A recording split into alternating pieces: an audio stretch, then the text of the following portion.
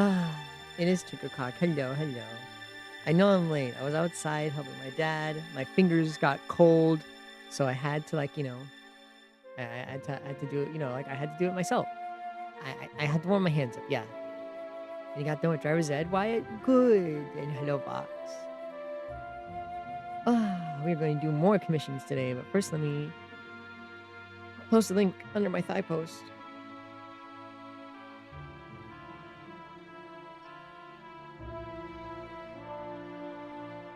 Oh, hi, Vivek.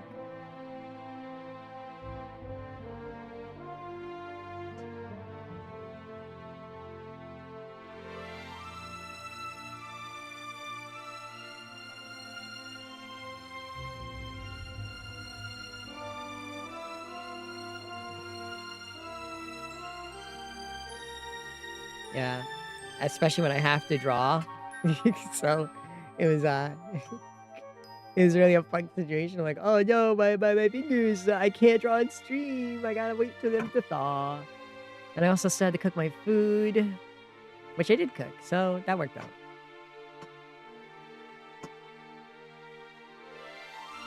Holy crap. 8 comments already on my meat post? Hold on.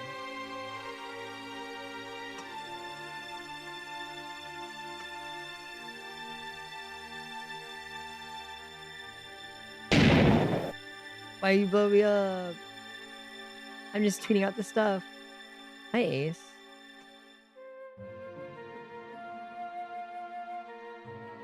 I wonder if I should bother posting on Blue Sky. I mean, I might as well.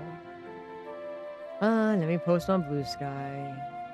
Let me post my fucking fat thighs on Blue Sky. I have to sign in. I'm about to just not do it. Never mind. It worked.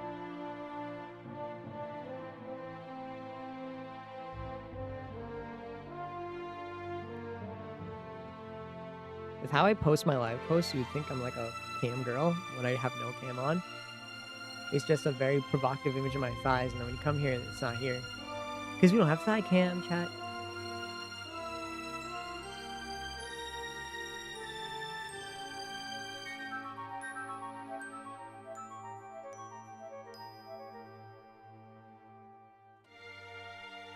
Let me fix my chair. Actually, guys, we'll wait till there are more people, but let's draw first. I'm good. You know, I've calmed down ever since that whole thing I was crashing out about yesterday. And I'm very glad I got a lot of work done. And I'm eating, I have literally steak here that I'm eating on a skewer that I cooked with nice rice that I also made. It's very delicious. I can eat more later though. I'm kind of stuffed. You know how tiny my boy tummy is. But we're gonna draw. We're gonna draw more. Also, let me know if you guys want the music to be loud. Actually, I could just put the music up. You can tell me if you want the music to be quieter or what have you. Just tell me if you do want it to be quieter.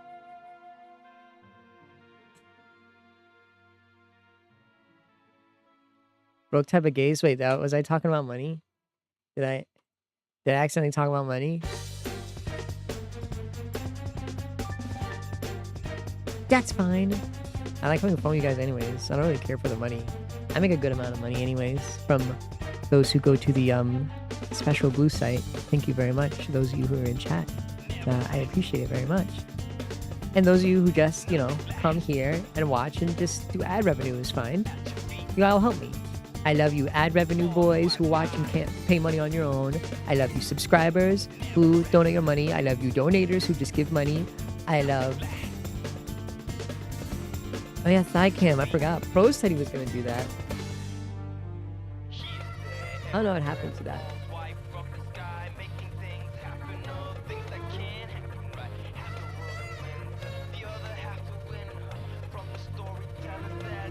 We're kind of just waiting on pros for the thigh cam. I thought there were 2 people who were gunning for it, but no one actually got it. we had 2 people gunning to say they were gonna get the thigh cam, so that we can have thigh cam streams whenever I draw art. Because at that point, I would just do it whenever I do an art stream right now. It would just be Cocomelon.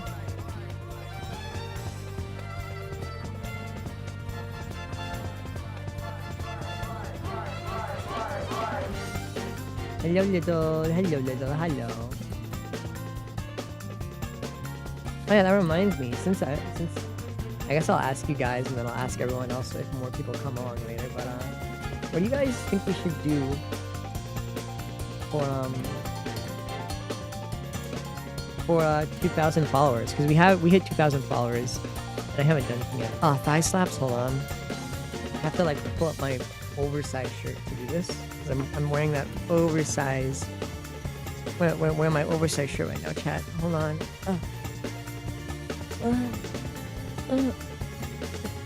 What the? Who's gonna make the next 500k view TikTok for the channel? Who's gonna make the next 500k clip? Let's see.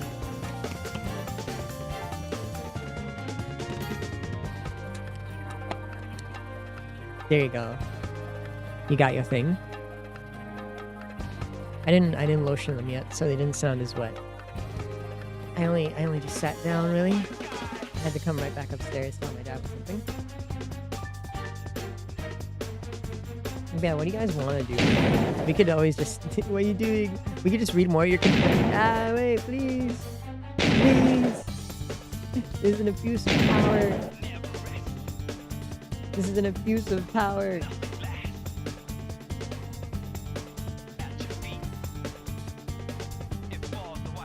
Hi, Jesse. Yeah, what would you guys like to do? Should we do like just another karaoke stream and me reading your confessions on stream for 2,000 followers, or do you guys have any other ideas or things you would like to do? I'm doing good. Right now I'm just trying to plan on like what we should do for our 2,000 follower celebration. We're definitely gonna read confessions because I gave you guys a link like months ago and said, hey, let's do this for 2,000 followers, and we never read it yet.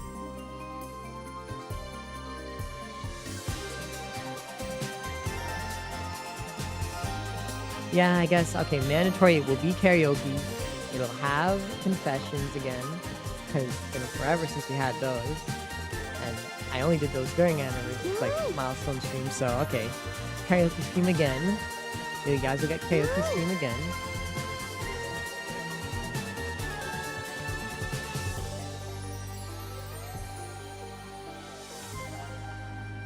It'll be shitty karaoke, but it'll be a nice time with you guys.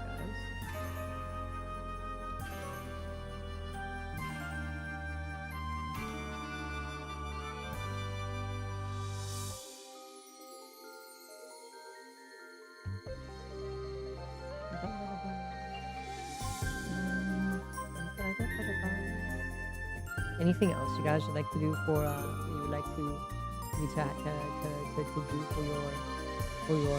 for our 2,000k followers?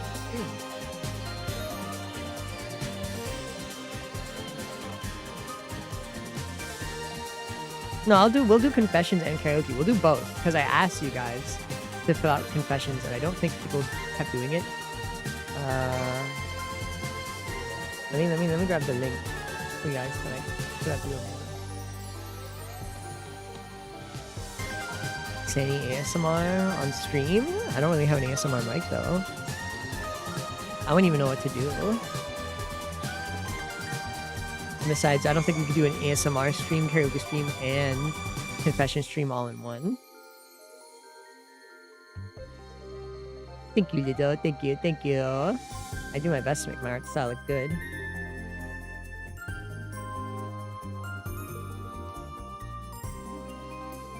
You guys confess on here because I had to make a new site for it. So I'll just be going over and reading this. Let me see how many are in here actually. Hey! I'm trying to look at the thing. I'm looking at the thing.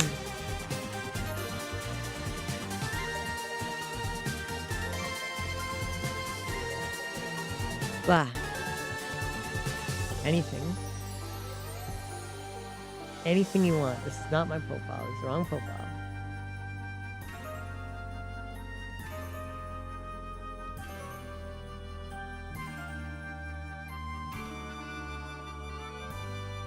It's just a random confession stream where I read off your anonymous things that you say.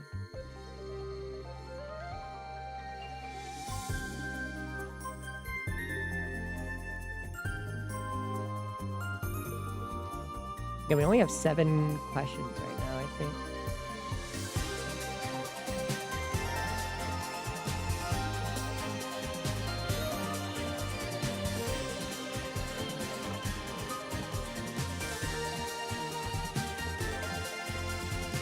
Actually, 6. We have 1, 2, 3, 4, 5, 6.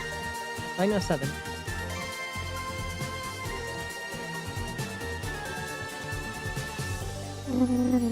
My elbow. Oh, fuck my son.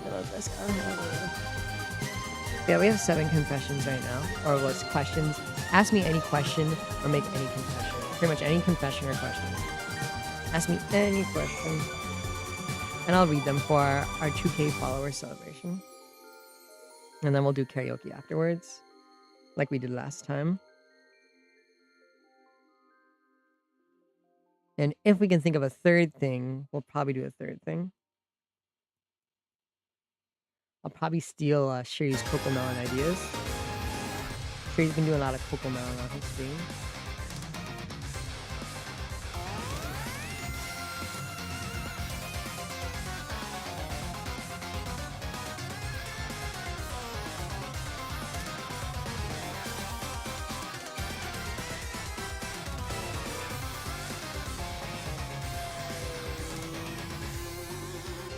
Okay, let's clean this up so that it's easier to draw.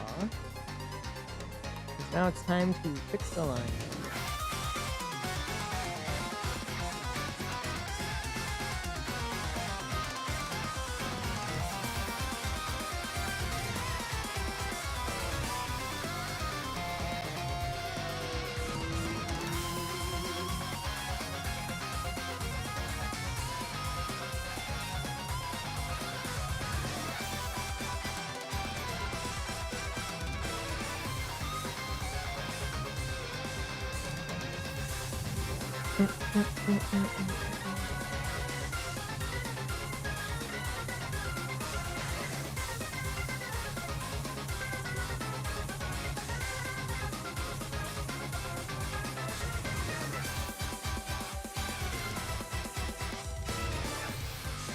I need to sit up more. Oh.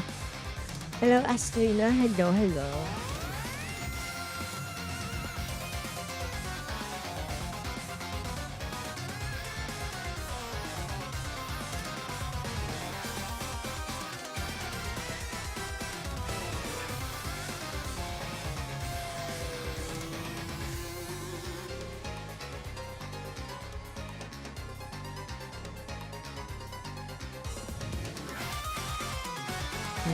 Let me think. Waypoint it for later.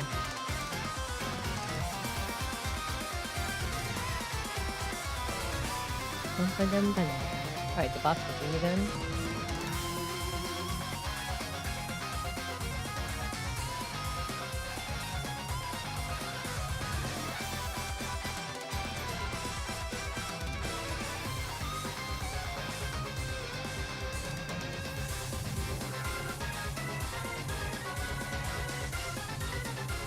I can probably make a space squishy.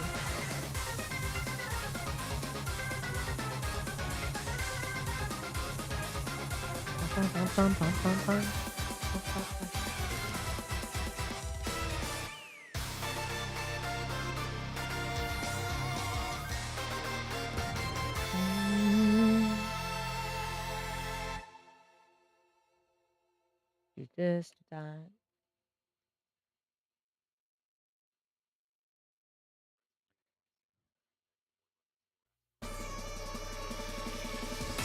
He left fanboys. YouTubers, and YouTube chatter are always just fanboys. Like, unapologetically fanboys.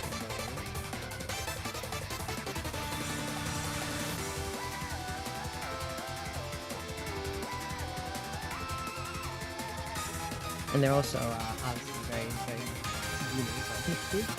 YouTubers are way more boomers than Twitch chat has its moments, but YouTubers are way more boomer.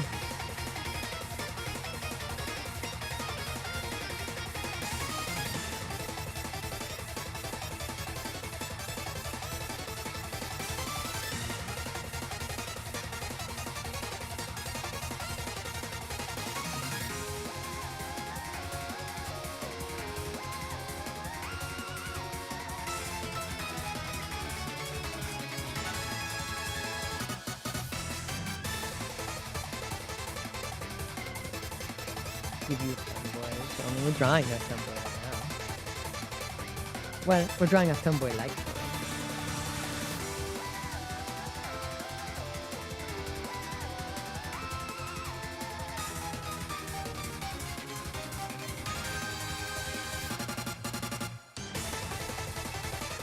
You better catch that, man.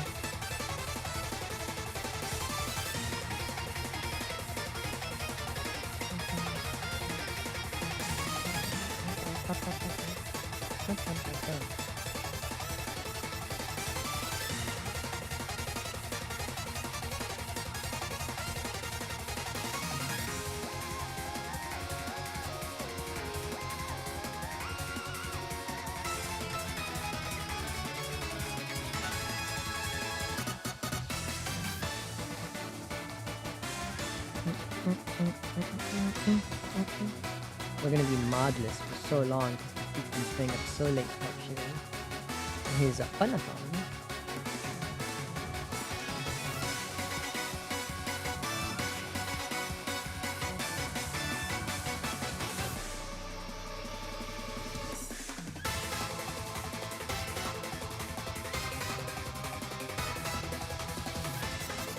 It's not a bot.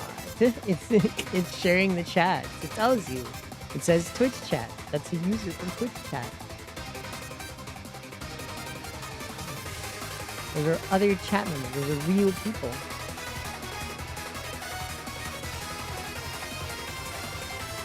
That's why it says the platform in the message name.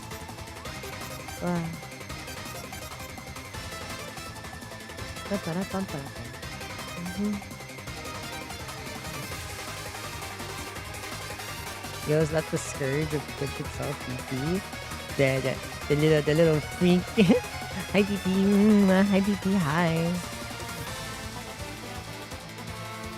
Whoa, 30 stream streak? That's crazy.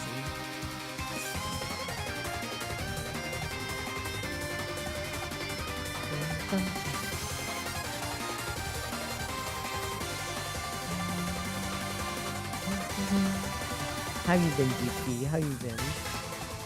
I finished making some steak skewers today. What concoction have you brewed today?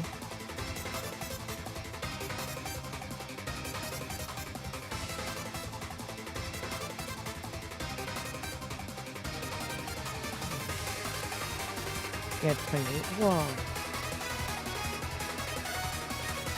When more people get here, I'll read the Sammy D&D lore thing that I wrote.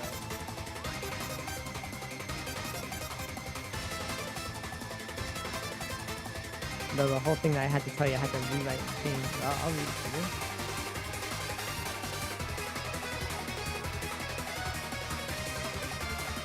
Oh, he's 13. He didn't say that. He said he was... You're crazy.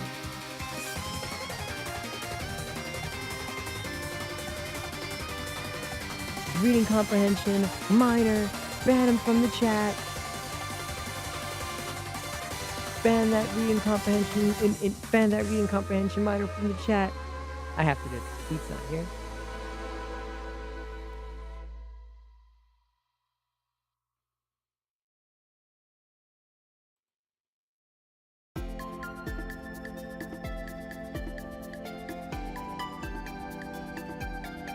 I don't know how to do that.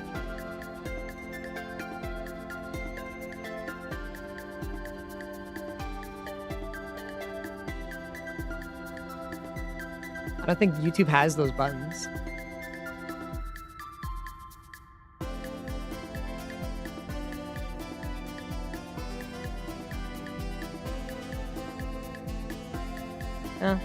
I'll just do that.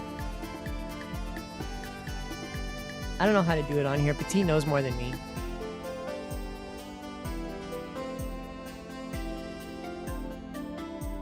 That's why Petite is usually here to do this chat. I'm not a moderator.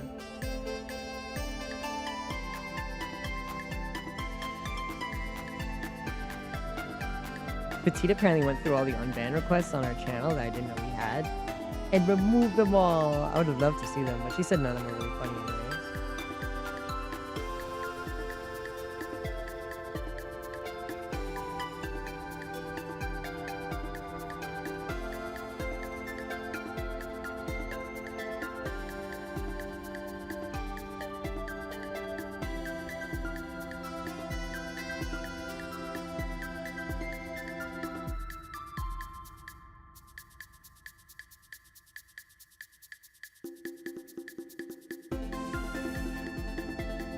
The man tattled on himself so hard because he couldn't read.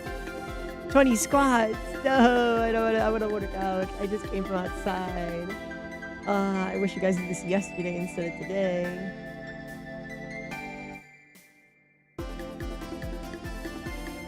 Dense birds and little tubes in their nut. DP, you're crazy.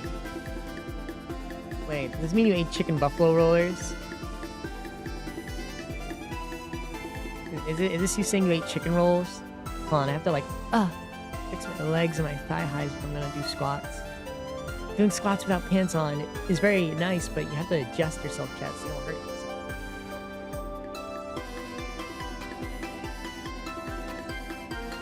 Chicken sausage? Close enough. Close enough. Ah, my legs. Oh, my legs. Okay, members, put your pants down. I'm so thirsty. It's not gonna come here anytime. So I don't know what I'm asking. Alright, let me start squatting. Let me take off the shoe too. Before I start moving.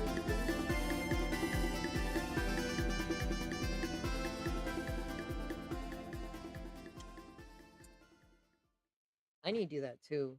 I need to do like hip thrusts.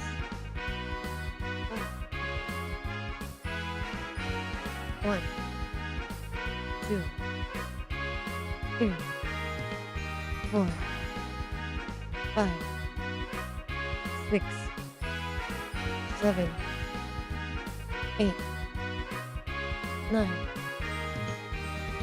10. Yes, it's me, for naked sheets who can't see because I don't have a camera. Sit down.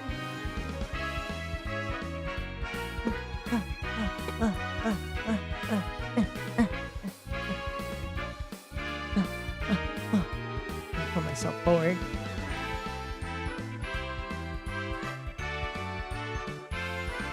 I wasn't jacking off. I wasn't jacking off. I was doing squat.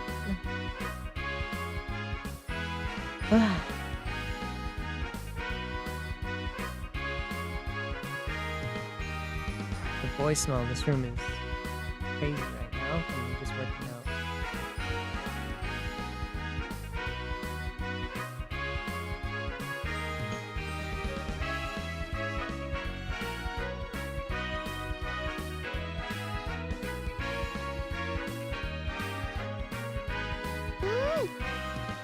Wow.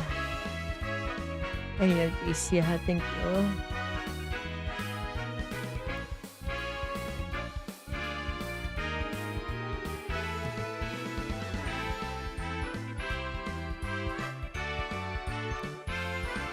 Now I'm winded from the spots.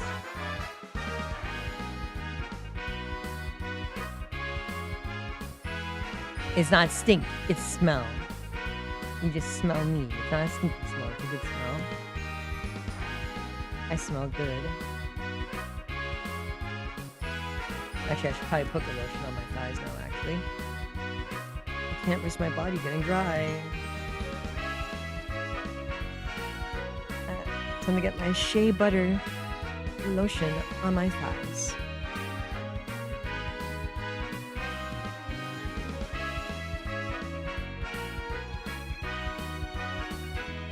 Yeah, my thighs are here to squash you guys, like the bugsy insect you are.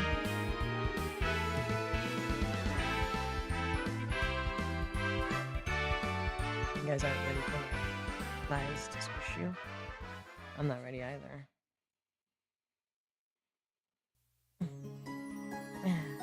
Lotion my thighs. Yeah, my cheeks are naked. What of it? Let me lotion my cheeks, actually. You're right.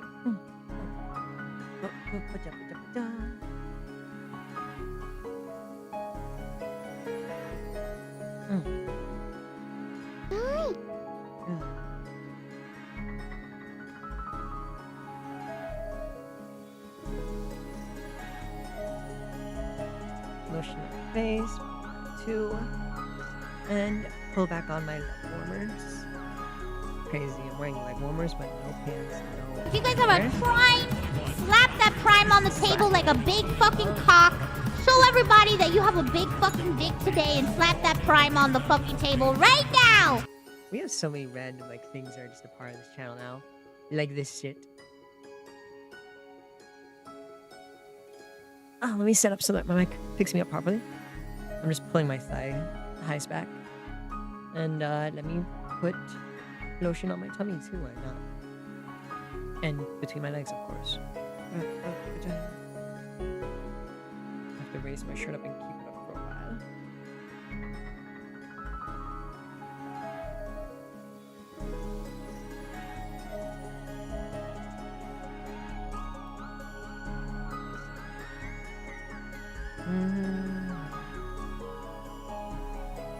Normally I do this early in the morning, but I'm busy, so I couldn't. You guys just get to hear me try to talk to you while I put lotion and stuff on my body.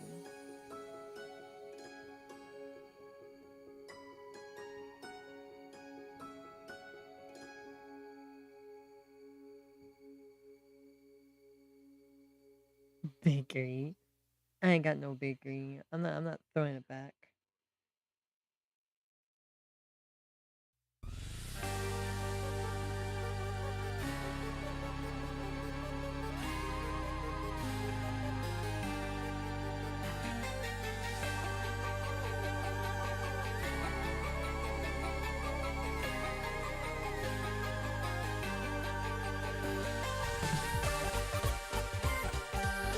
Thigh slaps.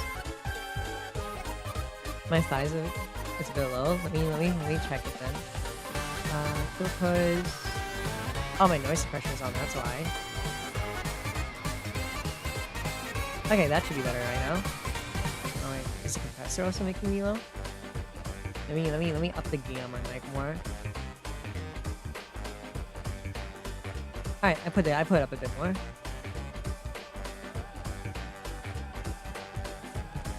Okay, I'll slap my thighs. I know that's why you brought it up. Hold on.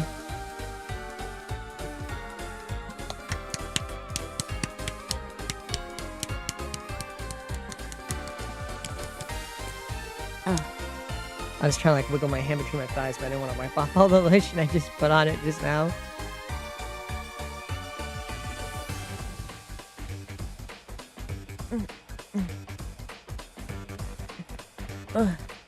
I sound louder now, right? Do I sound louder, chat? You can tell me if my volume's low or not. In my normal speaking tone.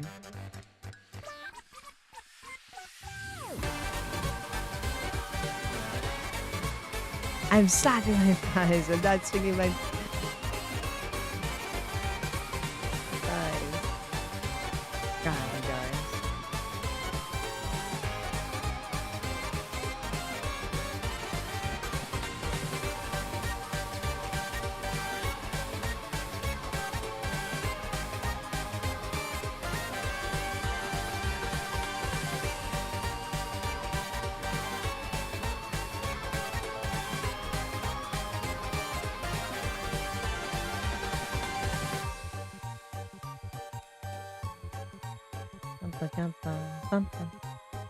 Oh, you're doing a big drawing? Whoa. Gotta put a lot of people in it. How are you gonna fit my... How are you gonna fit my ass in that? With all those people?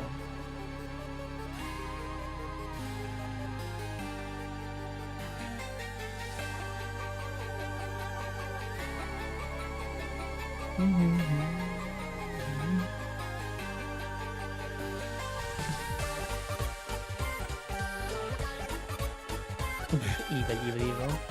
I keep forgetting I have to like actually, if I'm sitting with my legs lifted up like this, I actually have to spread them. If I actually want to use my thing to draw like this. Alright, now I can do my emotes properly.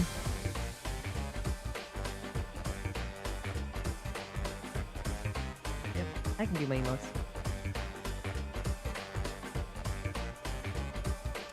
Did I fuck up my thing? Adjusting my legs. No, my device is connected. My thing is working.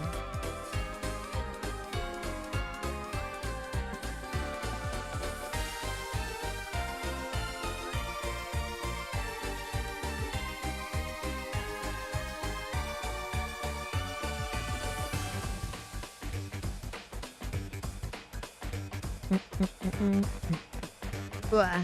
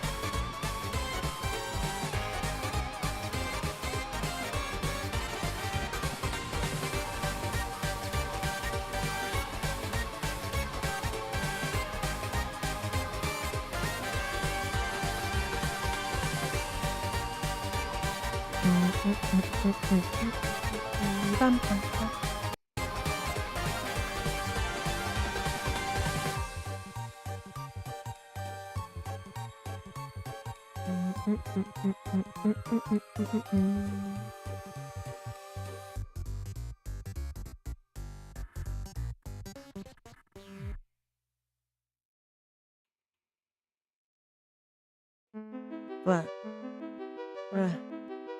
My thighs. Oh, go. Well, Chad, are you happy? I posted the video, the picture of me with my thighs spread on Twitter like I promised you yesterday. I told you I'm a boy of my word. None of you believed me, by the way. You all said I wouldn't do it yesterday, and I proved you wrong.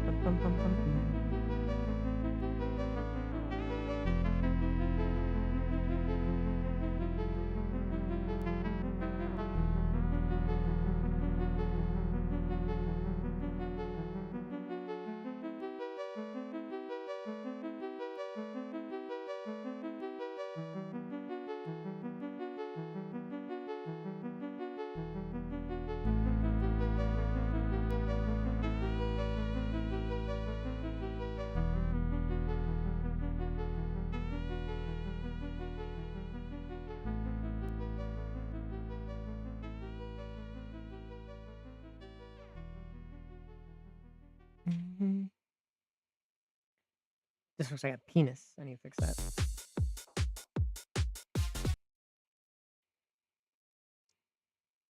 Did YouTube just fucking pause my music? I'm gonna crash out.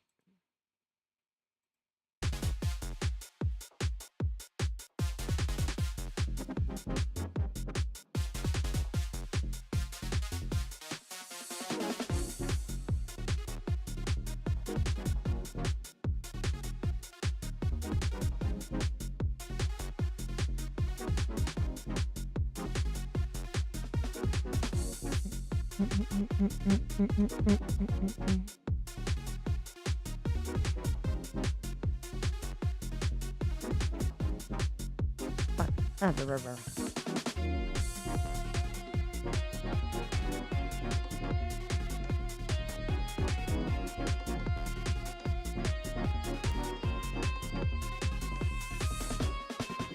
There we go.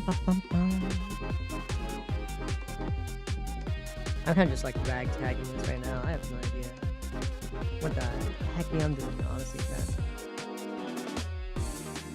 I'm just hoping everything is working out.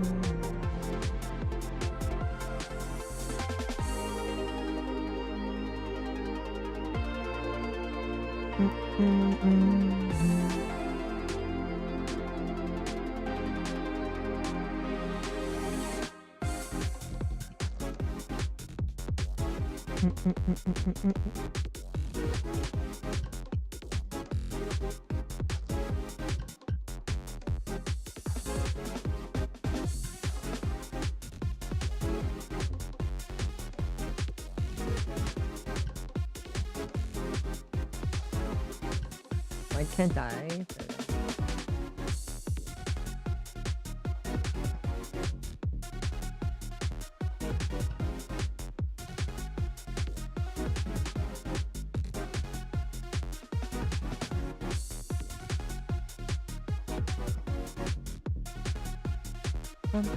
Bum.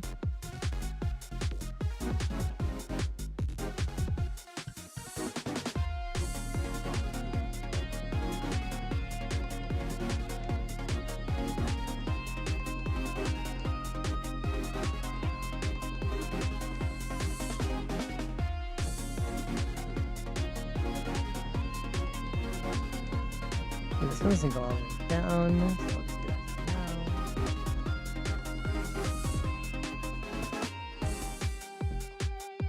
Oh, my nose is itching. Oh. Blah, blah.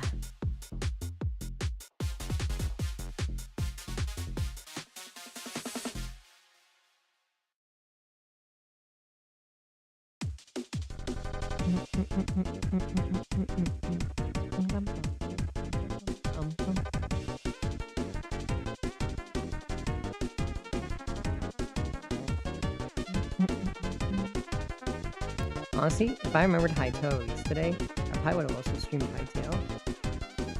But commission work is more important, so I will hold off on Hytale.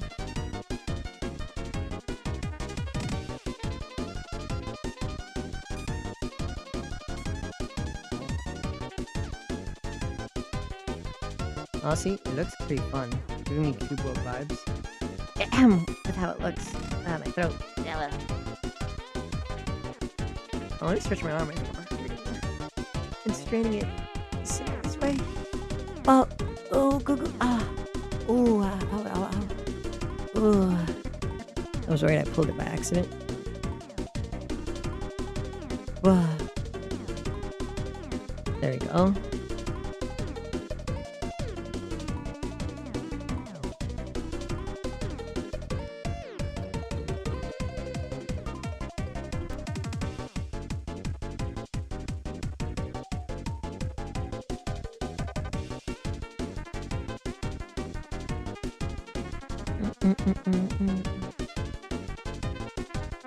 Cute. I was just stretching. I was just stretching.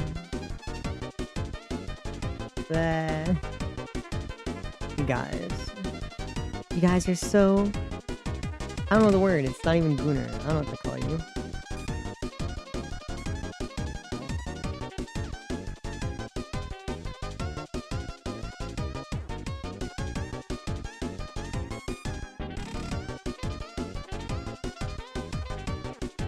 Here I am, sitting in my little PJs, stretching my legs. Time for Wawa. Where is my cup of Wawa? Oh, here it is. I have to spread my legs to actually drink this properly.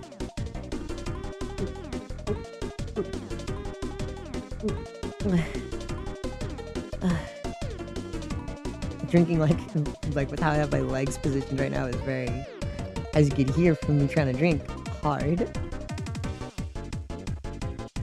It is not easy to do so.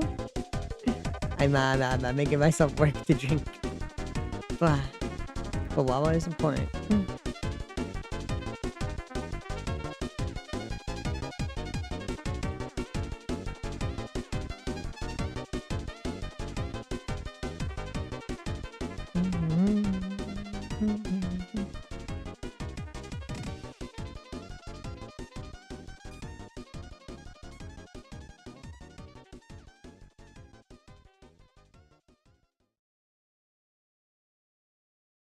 Let's see, do it like this.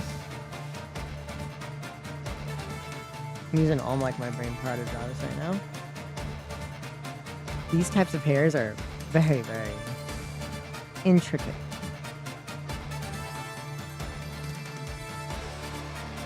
That takes a lot more to draw than normally.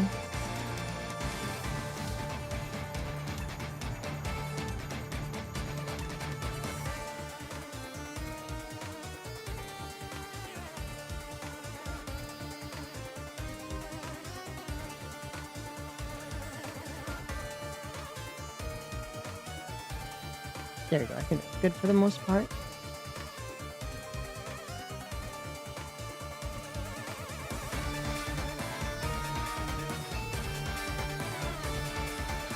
Turn this around.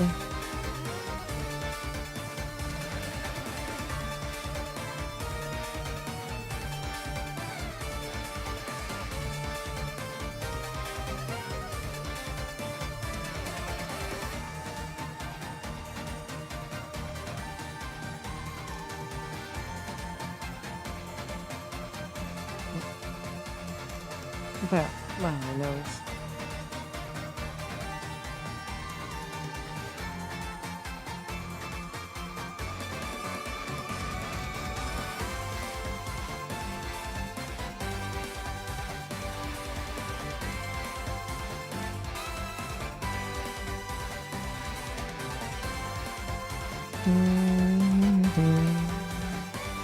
What's this song? It sounds like familiar. Let me see. I have to like... Melty Molten Galaxy? I did not know this was the Mario song. Hold on, let me... pull my thighs closer to my chest so I can... Sorry, I just hit you like with full sandy breath right now.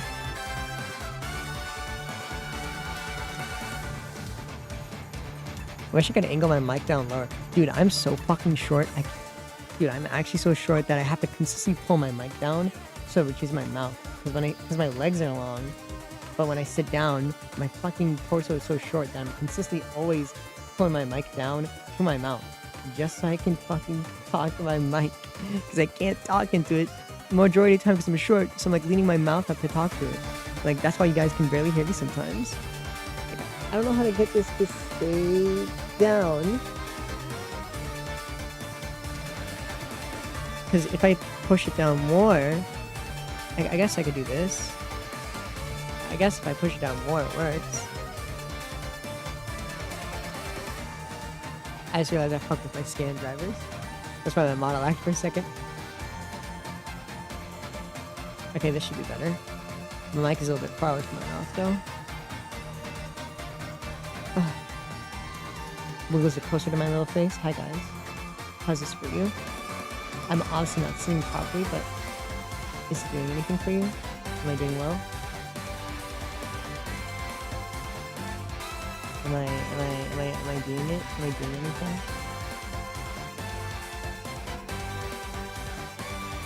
Am I hitting your spots as one of the hot people might say?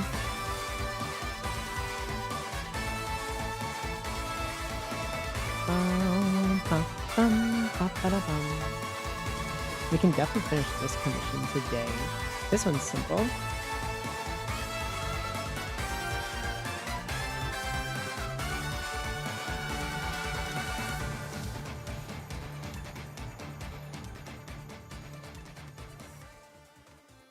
This one's not too detailed.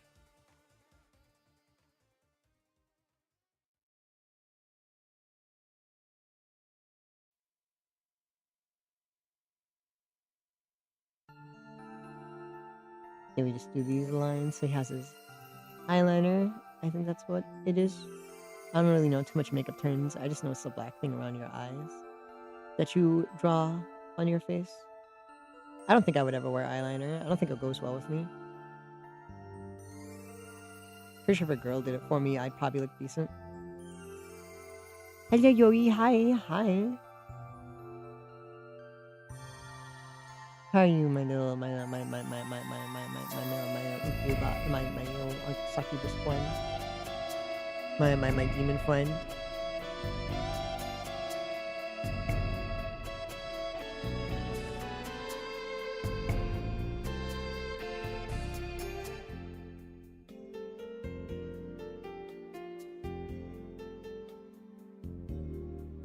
I'm good. I'm sitting very very poorly at my desk. I'm here with my legs pulled all the way up to my chest. Fucking spread so I can reach my buttons for my emotions and my keyboard. And lotioning my legs and eating steak skewers I cooked. If you guys ever try, slap that prime on the table like a big fucking cock. Show everybody that you have a big fucking dick today and slap that prime on the fucking table right now! Not in front of Yoey. Not in front of Yoey, I can't. Don't make me slap it on the table in front of Yoey. Play. I was actually gonna start reading my D&D lore in a bit, since I waited long enough. Probably after I finished coloring this one, I was gonna start reading my D&D lore I wrote for one of my players before he quit the campaign. So I was just gonna read to everybody what I wrote. It was a really long thing of like the epilogue of my campaign. And one of his that he never finished.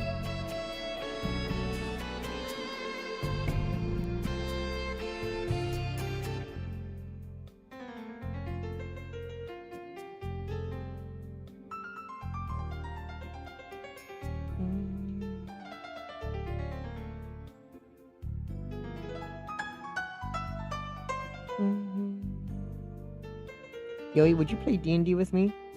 I like you. I like your vibe. Would you ever play D&D with me? I was thinking of like asking Fua and a few of his friends if they wanted to play like a one shot in one of my D&D campaigns.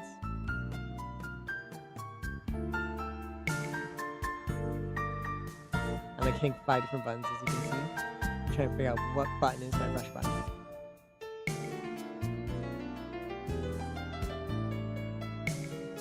I know Fua said he would love to play D&D with me. Obviously, of course, I'd have to dumb it down to be at least more playable. Fua's more RP kind of a guy, so he wouldn't be really too into the in-depth mechanics, which I'm very good at like making my stuff simple already, so I'm pretty sure he'd be able to manage.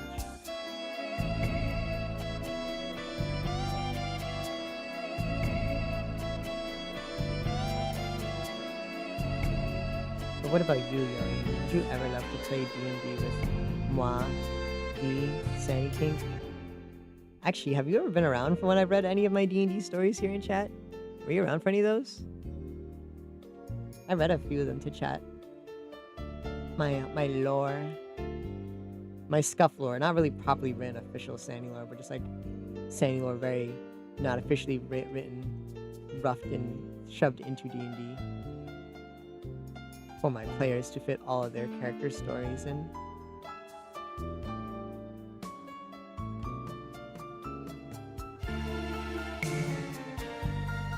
You did? That's not a new art style. That's just a bomb. I was curious. You bitch. Hiyo, kitty.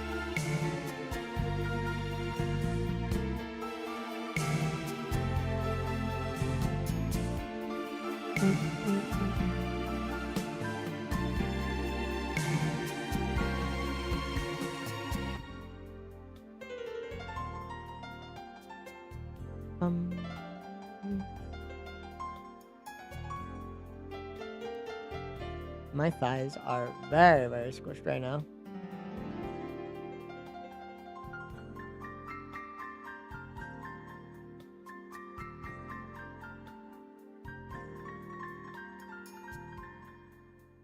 Fuck it. Just do it however I want.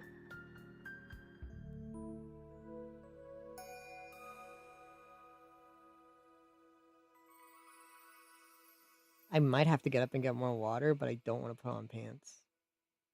Such a fucking hard choice, chat. The hard decisions.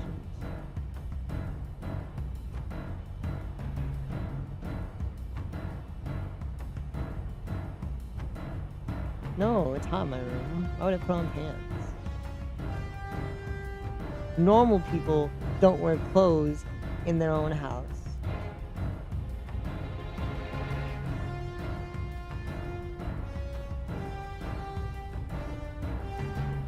Psychopaths wear full clothes in their own house.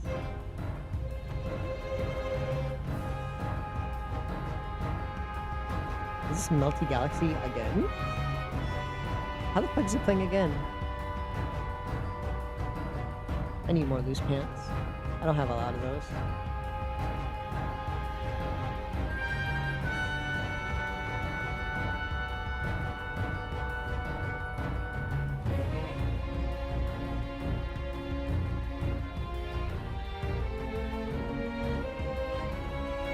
Too dark. I cannot see. Make it lighter.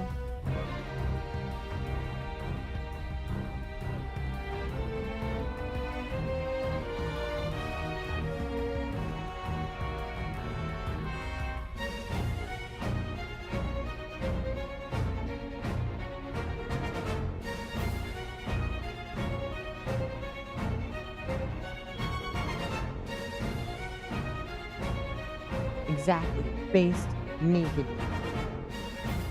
How did this get so big?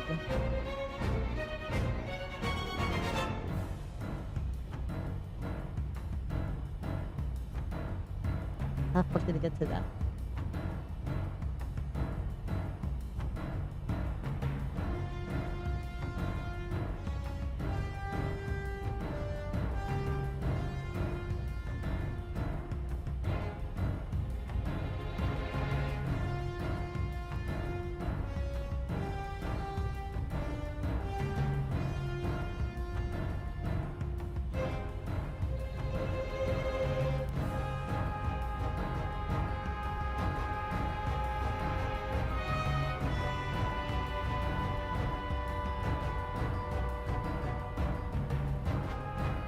Hello, Wolf. Hello, hello. It's going really well.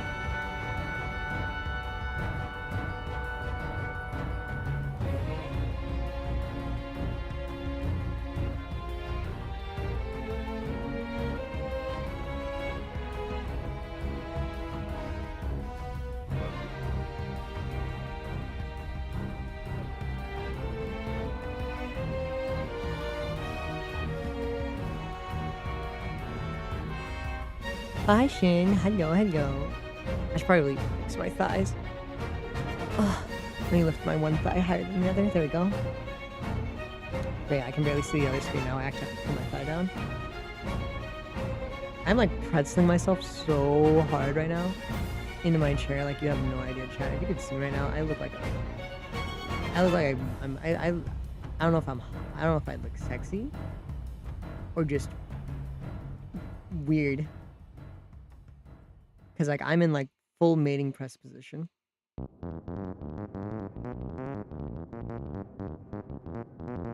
Like the way I'm looking on my Twitter post is exactly how I'm looking right now. My body aches for later. No, it won't. Sitting in a flexible position just makes your body get used to the flexibility more. It doesn't make you sore. This is like stretching exercises, if anything.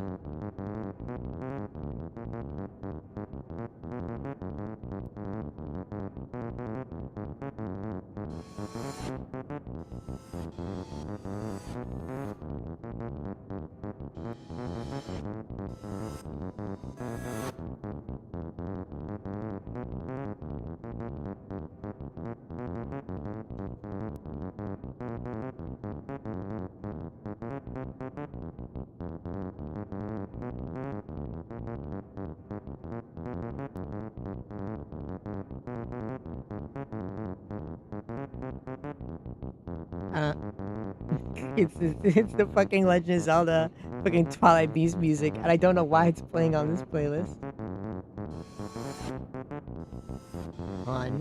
Hold on.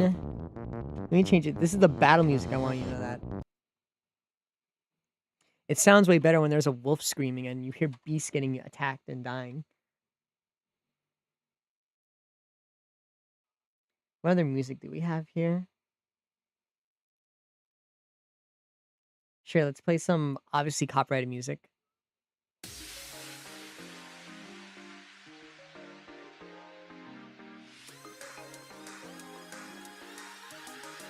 I don't know if I'd ever stream the game this music is from. Not because it's cringe, but because I don't know if I want to play it a third time. Because I still haven't finished it.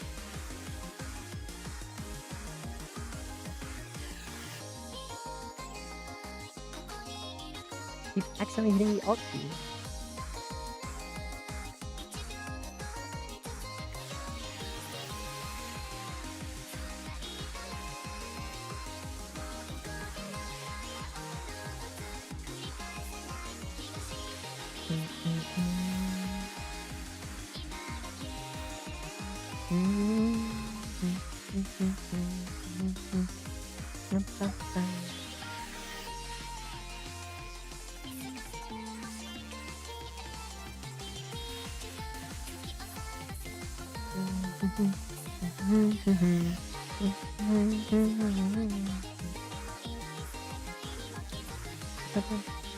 Hi Grim, hi Grim.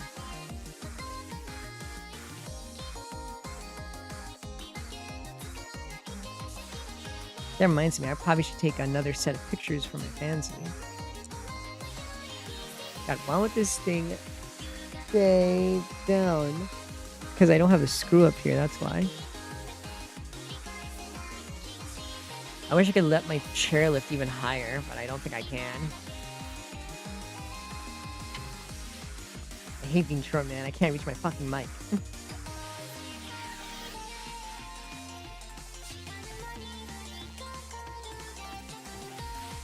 My height is my own ruin.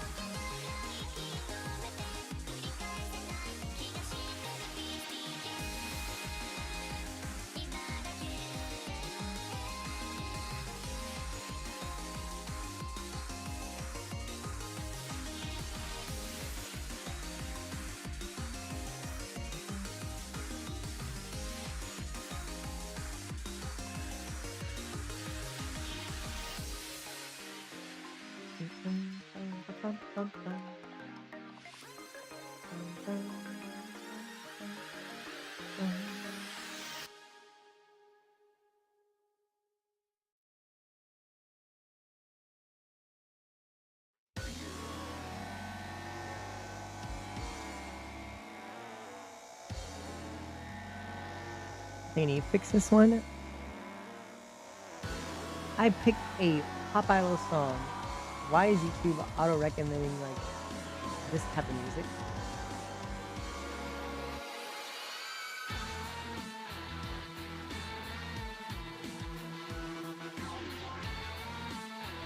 I might just have to hand pick a playlist song myself.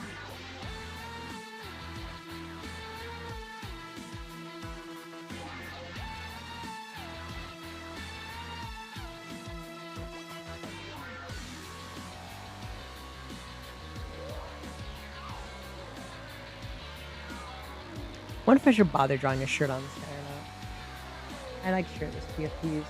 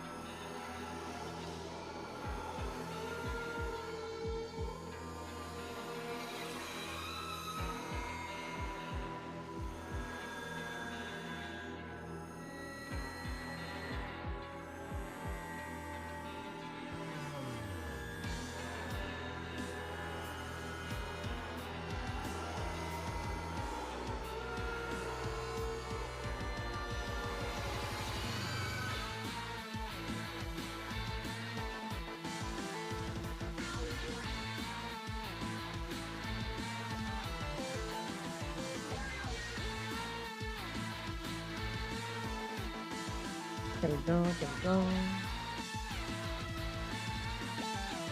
That, just this, there we go.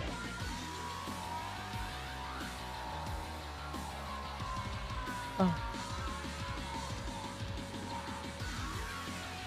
Wow. Right, let's paint these lines a bit more.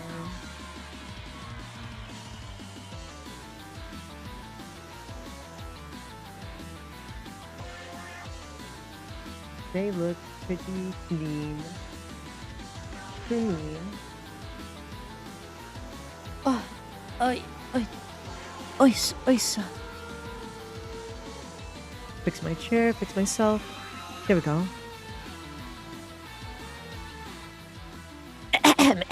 My throat. Yeah.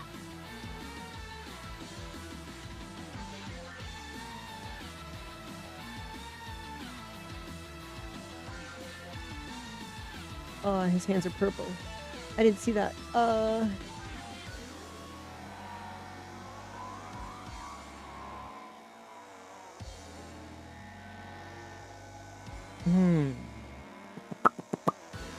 am I gonna do this?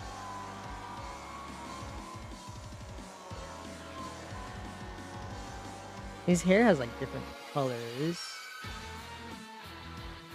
Yeah, I'll do the normal color and then I will blend in the other one.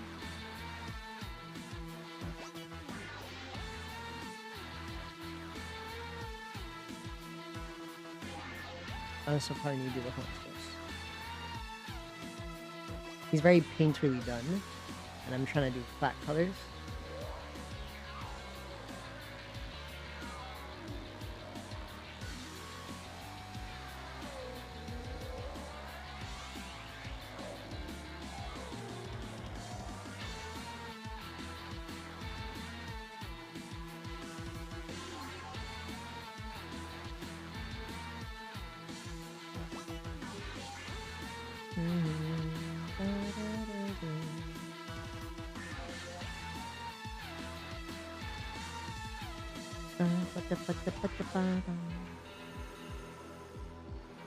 I'm tired of this song. Why is this one going on so long? Give me a different song. Where's the good music, chat? Oh, Sonic CD. Good music.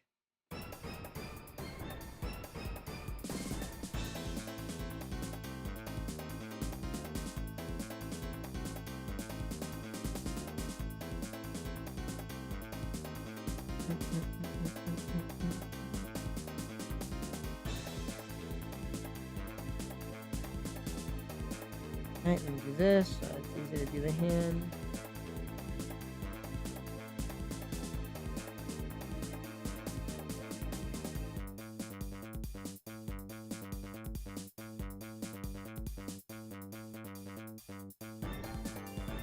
Okay, where's my brush at?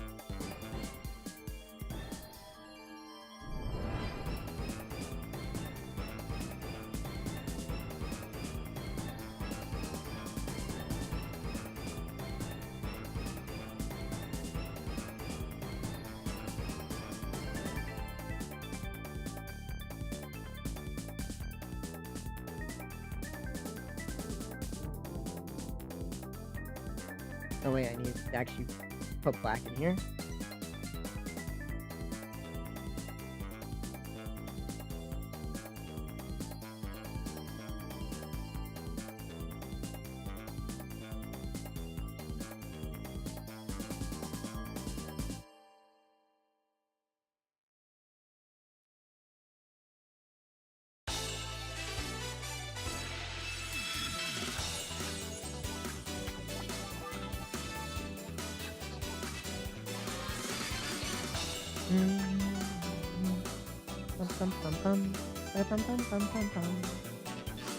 Wait, I should fill that up.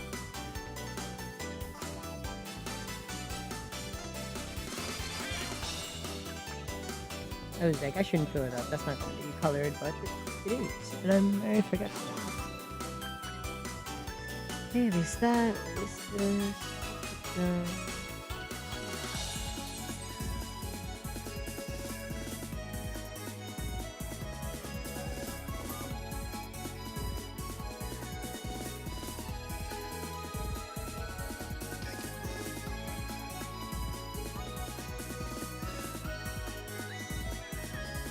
Anything else here? No. Okay, what's this? Da ba ba ba ba da ba ba ba ba. Bum bum bum bum bum.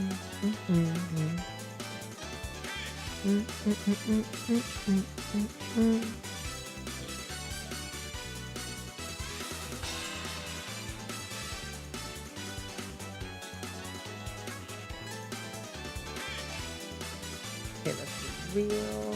Something like that.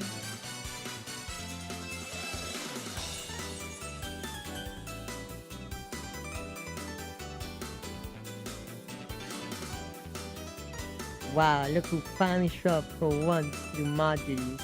And he's gonna leave because it's League Week. It's League Week, chat. He's going to leave.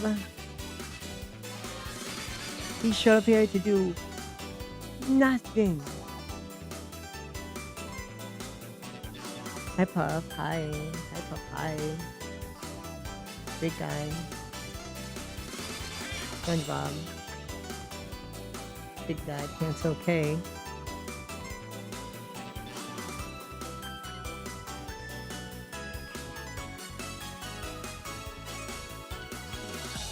SpongeBob. That's gay. You can't say that, Puff. Not in front of the chat, Puff.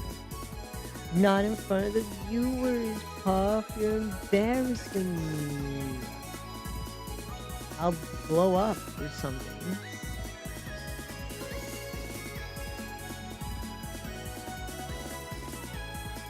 Oh, sorry. Yeah, you better be sorry. Embarrassing me. You can get a one-way ticket to Pound Town. I'm doing pretty big guy. You know, finishing comms here. You know how it be.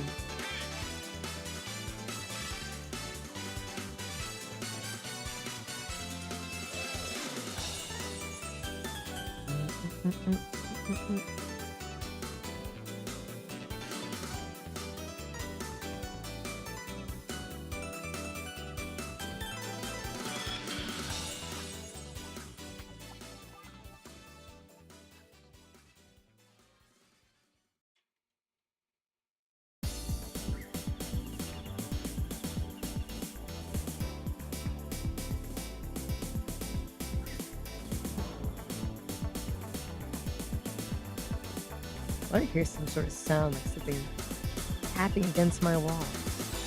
What is that? I'm very confused. Nuh-uh. Now this drawing for Cowboy, this one's kind of, you know, it's a drawing. This one's also kind of alright. Look how ugly the Shuri Bun is with his erect ears. Hideous. Well, let's not just forget about that, or God forbid this one. But we can't talk about that one. We can't talk about that one.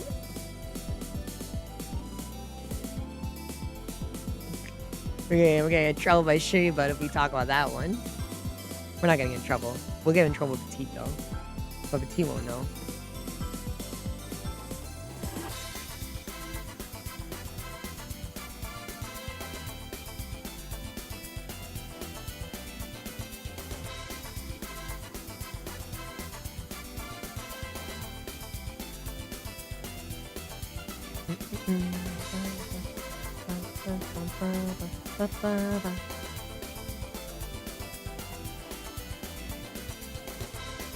Yeah, erect ears on Shuri Bun, but this is okay, right? I love flashbanging that one. That's one of my favorites. You understand, right, chat?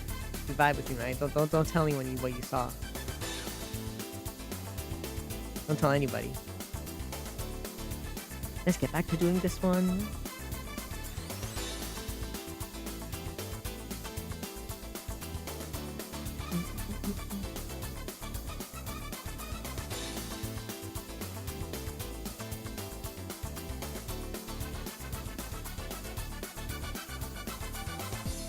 I know this guy's probably gonna ask, hey, can I have a shirt on in this picture? But I'm gonna see if I can get away with not putting a shirt on. Because I'm a whore.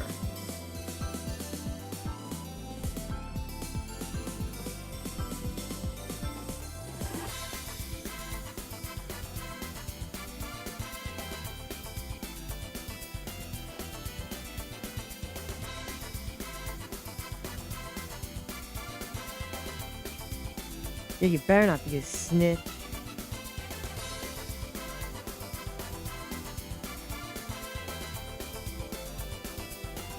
Hey Puff, if I asked you to play D&D with me in my very, very off-the-walls butt-fuck campaign, would you do it? Even if it was for just like to play a one-shot in it?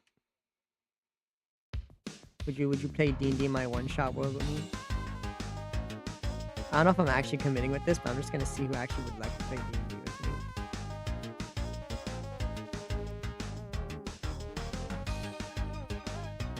Watch Puff be gotten up and gone. Watch him, he's been geeing already. Watch him.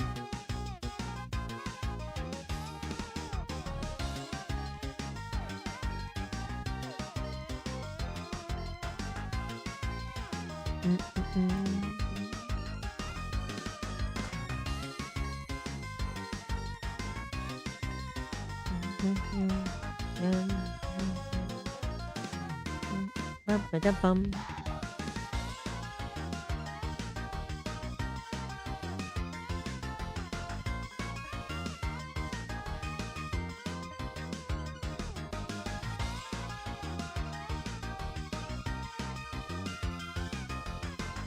Where's my next sentence?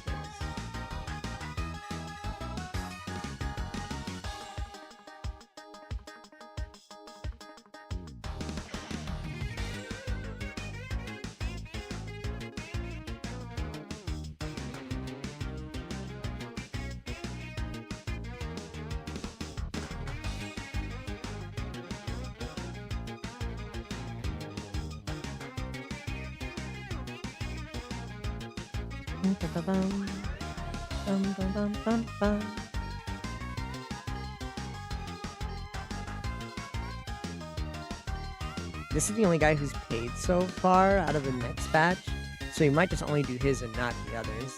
Because there's a high chance, there's a decent chance that I assume that the people who wanted it probably will not pay, maybe?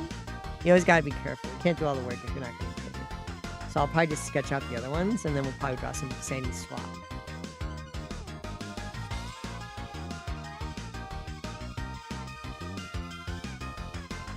probably draw a quote-unquote safe for work Sandy image, you know, safe work for Twitch, and then we'll make it lewd later, like how we do with Ace.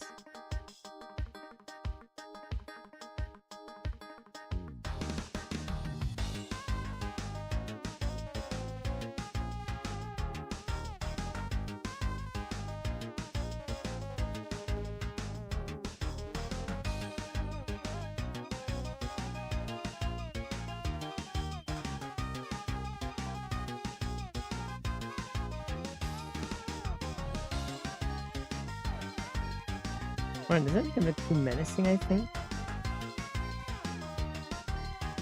Yeah, this one has more whimsy. I don't want him to look like a creature. Had air in my throat. Need to burp.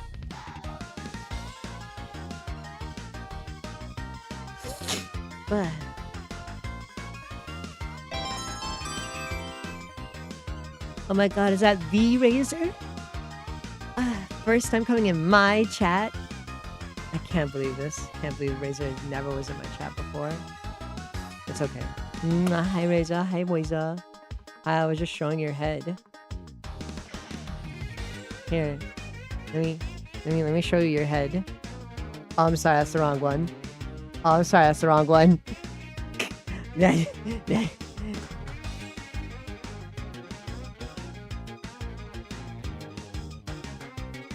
Look at this guy. Look at this guy's forehead. Isn't that crazy? Whoa, you guys didn't see anything. There was nothing there. None of these, like, all these 15 tabs up here are not Shuri. You guys don't know what you're talking about.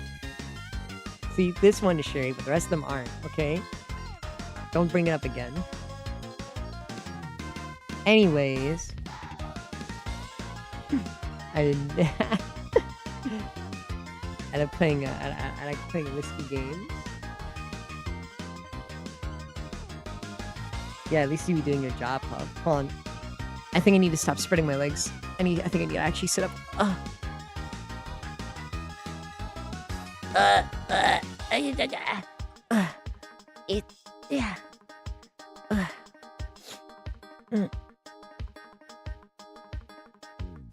Yeah.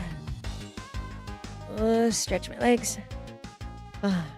For context, I was sitting down at my desk with my legs pulled all the way back, like with my knees all the way up to my shoulders, and my legs spread out. I was in the mating position for like a good 30 minutes. Razor, when will you not play Diablo with Puff the ass? When will you reject Puff's Diablo request? That's my request.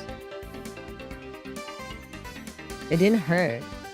Stretching and learning how to make your body hold it. I was in that position for like half a fucking hour, Puff. I've been sitting in this position for a long while, ever since I did... How long ago was actually did I do squats? Hold on. Oh no, I've been doing this for an hour. You directed him already, so deal good. Good, Razor. Yes.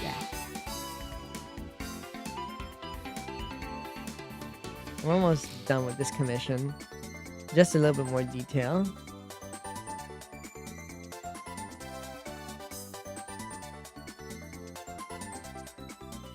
Oh, speaking of childhood game, when are we playing Mario Party? I have Superstars on my Switch. I could just share it and then we could do it that way.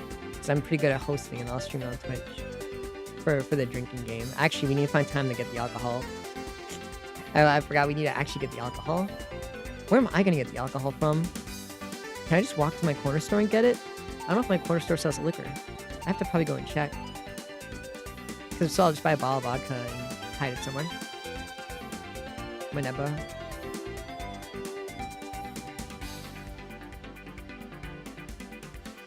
This weekend, I have to look around to see if there's liquor in my house or get money to buy liquor. But yeah, sure. I'm not doing D&D this weekend because I'm still setting things up for like my whole D&D group kind of fell apart. At least 2 of the major players did, who were causing a lot of trouble. So I'm like busy getting everything together to like start up again. So I have free weekends again.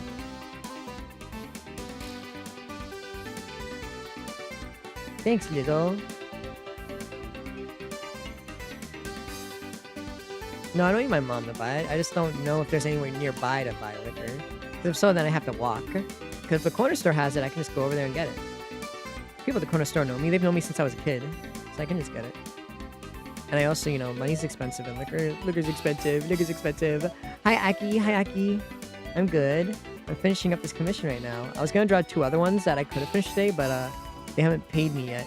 So I don't want to go and finish them, even though they're really quick and simple $35 comms, until I'm sure they're going to pay. Because I'd rather not do the work if I'm not going to get paid, if they end up don't having the money. If anything, I should be taking more slutty pics and making more money for my my special site. You know what I'm saying? You know what I'm saying? Yeah, but I'm finishing this one. I'm waiting for Cowboy to tell me this is okay before I color it. I finished this one for fitness. We're doing this one for Ratman. And then we have 2 others. Need money? Then don't spend money to go do the VTuber anime convention again. Nah, you need to go. It'd be funny. I know Neko Chef wants me to come to that. Can't even remember the name of the convention now. He wanted me to come there to hang out, but I'm like, I don't have money. And I have to spend money to go to Jamaica for my aunt's birthday. Thank you, Aki. Thank you, thank you. Yeah, I know. I know a lot of people wish to call me. It does suck that I had to like raise my prices by like a fuck ton because, God, I live in New York and I need money. So my prices took like a huge spike like last year, with Petite helping me. But at least it makes my work more worthwhile. I'm getting more money for the work I'm doing, for the time I'm putting in. Because even stuff like this now is like $75 for this now. Except for the heads.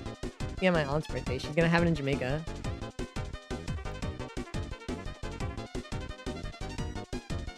That's what I want to make sure. I have to make sure it's worth the money. So the more I raise the prices, the more hard work I have to put in, which means I end up taking way longer. I just have to do things and not overdo them. So now that I'm charging like way more, I'm gonna have to actually just not waste extra time on them. Like, I was charging way less and I was wasting extra time. Okay, little. Good night. Good night.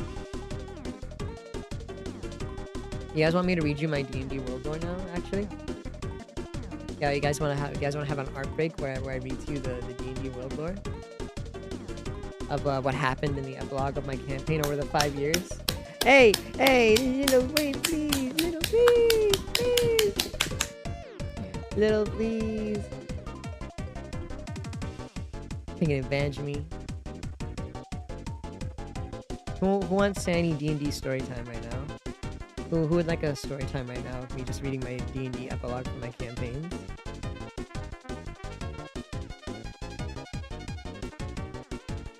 I will start it only if people want to hear it right now. You, Aki? Story time? Okay. Let me read to you guys the basis of my D&D story. Let me get reading music for this. Hold on. Let me get Pokemon Mystery Dungeon.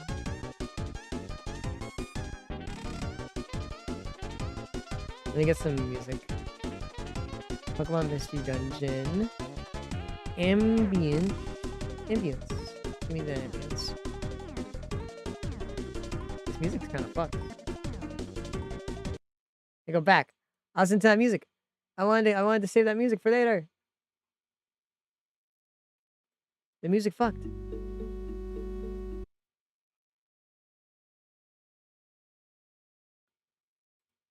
Okay, give me that. Okay, let me get reading music. Ugh. Oh my God, stop. YouTube, you fucking dog shit platform, God. Also, did you guys see on my Twitter of the 6 skewers and the salad wraps I made? Pretty yummy, right? Okay, let me see. Is this music the one?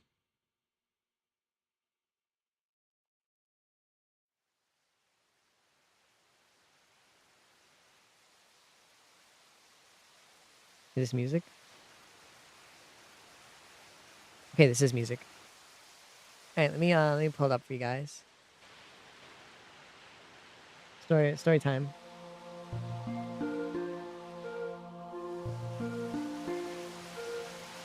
No, you're wrong. There was not another picture. You're wrong. You're crazy. You're insane. You're saying nonsense.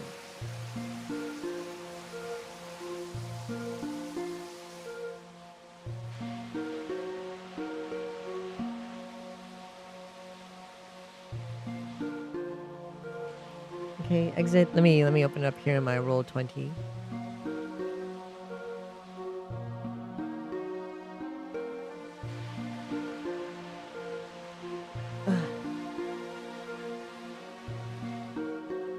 Let's see, where did I put this? I don't remember which thing I wrote in. Let me see.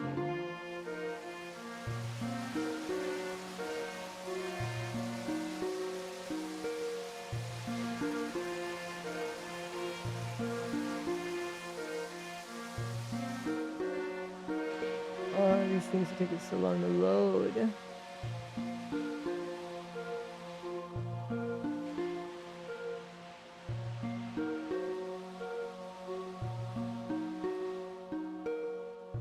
Okay, it's not here. It's taking forever to load in here. Why is this page so laggy?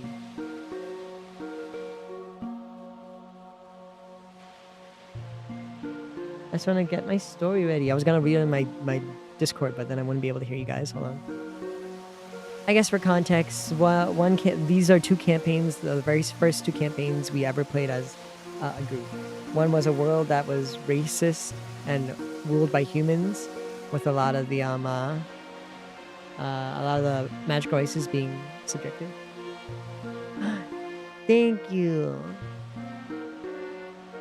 Tom. I love drawing my Sonic art. And the second one is my campaign that I actually did, the very first campaign I ran as a GM. So it's the world of Deus Reich, the campaign I ran, and the world of Gaius, the one that was our original campaign that never got finished, that I wrote an ending for years later, and that one of my friends was going to finish but never got to. So we're going to write from the perspective of a scientist in Deus Reich and how she viewed the world merging together.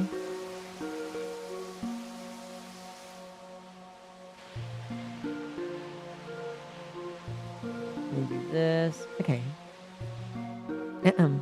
Story time.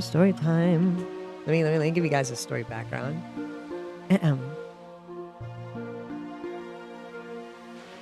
On the integration of Deus Reich and Gaius, with particular focus on Gingaga, post-Order era, compiled by Dr. Elera Cernea, role acting overseer, council scholar, and Ethertech architect.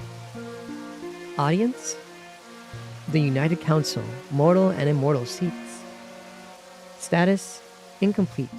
Continuously updated over 4 years. 1. Initial context. What I knew of Gaius before the world merge. Before Rad's second departure, our knowledge of Gaius, and Gingaga in particular, was fragmentary at best. From what little news reached our world of Deus Reich, before and after came filtered through inconsistent eyewitness accounts, echoes left behind by Cosmos' influence, and Rad's own foggy recollection of events after he regained his memory of his original home world, often incomplete and emotionally fragmented from his perspective. Only after assuming stewardship during his absence did I begin to understand that Gaius was not merely oppressive, it was structurally designed to enforce hierarchy. A scholar's summary of Gaius, as understood post-fact/merge. Humanity rose not through unity but through divine self-justification. Other races were not conquered for resources alone, but for narrative control. Elves in the world of Gaius became the symbolic enemy so that humans can excuse every cruelty that followed for themselves and the other minor magical races, which was in a stark difference to our world of Deus Reich, where the elves were one of the highest authorities and respected, and monsters were deliberately dehumanized to erase their sovereignty entirely, making everyone, including magical creatures themselves, believe monsters as nothing but mindless beasts, instead of sentient people. By the time Rad was born in Gingaga, the world had already normalized cruelty so thoroughly that equality itself was viewed as sedation. The way he carried himself as well reflected that. That he succeed at all in curing and saving Gaius remains statistically improbable. Number 2. Gingaga after Rad's first departure, the 5-year interlude. When Rad first vanished the first time, Gingaga was left with a broken monarchy, a traumatized population, and a revolution suddenly without its living symbol, and yet it endured. What once was believed to be a singular anomaly would, over the next 5 years, prove to be a catalyst for global change across Gaius. What Gingaga did right. Immediate abolishing of the racial ownership and caste laws, formal recognition of the Monster Kingdom as a sovereign ally and actual sentient people, installation of Bobby Hill as king with non-human council consort embedded by design, in truth by love, creation of mixed-race cities, districts, a first in Gaia's history. These actions were not merely symbolic. They were highly visible, widely debated, and crucially successful. Gingaga did not collapse in the 5 years Rad was gone. It prospered. The Gaius shift. By the end of Rad's adventure and his departure, this change did not remain localized. Roughly the rest of Gaius outside of Gingaga abandoned racial supremacy doctrines, about 80% of the world. Worship of Cosmos sharply declined, becoming culturally marginalized rather than dominant. Non-human races gained legal recognition in most kingdoms. While humans remained the most populous race, the vast majority could no longer view themselves as inherently superior. Rad's legacy mattered. His absence did not erase him, it mythologized him. He became a symbol of peace rather than conquest, proof that coexistence was not theoretical, and a living refutation of Cosmos' doctrine. What still persisted? Racism did not vanish entirely in Gaius. Approximately 20% of Gaius retained supremacist or exclusionary views. A minority, but still numerically significant given Gaius' population scale compared to our world of a few 100,000. While Gaius boasted a size of nearly 24 billion, leaving those racist people, which was only 20%, still reaching into the at least billion numbers. These groups retreated from major cities and formed isolated communes and fringe movements, and they maintained Cosmos worship in a declining, nomadic, and clandestine forms. Cosmos worshippers are encountered in tented settlements far from population centers, and why contemporary accounts note that most people no longer follow Cosmos. The loudest dissenters, those who would later harass any non-humans from either world, or would appear in public complaint records, are not representative. They were simply the most visible, the least adapted, and frankly, the most ridiculed in the New World. But Gingaga no longer had to do alone. Many nations followed Gingaga's example. Without war, liberation conflicts decreased in frequency as legitimacy eroded from supremacist regimes. Equality spread faster than fear once proof existed. By the time Deus Reich linked with the world of Gaius, the world it encountered was already in transition and not entrenched in opposition. Gingaga was no longer a threat, it was the precedence. Gingaga did not simply survive Rad's disappearance. It outlived the ideology meant to justify its destruction. By the time the worlds began to merge, Gaius was no longer defined by human supremacy, but by the difficult, imperfect, and genuine attempt to move beyond it. Rad did not return to a world unchanged. He returned to a world that slowly, painfully, had learned to walk the path he left behind. 3. The second departure and the birth of a unified world. It collapsed distance. What followed was not conquest nor cultural domination. but something far more dangerous. Force simultaneity. Force simultaneity. I can't pronounce that word even though I wrote it. The Deus Reich, still scarred from the War of Order, was abruptly fused with a world that only recently learned how to not destroy itself. Not a hostile world, not a supremacist one, but a vast one. In practice, it was outnumbered, outpaced, and outleveraged by Gaius's sheer scale. The nature of the imbalance. The council Rad left behind, one mortal and one immortal, from each world was balanced on paper. In reality, balance does not survive contact with scale. Gaius did not overwhelm Deus Reich through ideology, cruelty, or intent. It overwhelmed our world through population magnitude, bureaucratic inertia, trade gravity, and cultural mass. Even reformed, even cooperative, Gaius was enormous. Its systems had momentums that Deus Reich simply could not match. What changed from the first projections? I initially assumed ideological friction between our two worlds, given Rad's stories. Instead, the conflict manifested as asymmetric pressure. Instead of the conflict, Gaius's nations already possessed continental logistic networks. Deus Reich was still rebuilding city-states, not empires. Decisions in Gaius cascaded unintentionally into Deus Reich economies. Aid shipments, refugees, trade lanes flowed faster than regulation could adapt. No one intended to dominate, but dominance emerged anyways.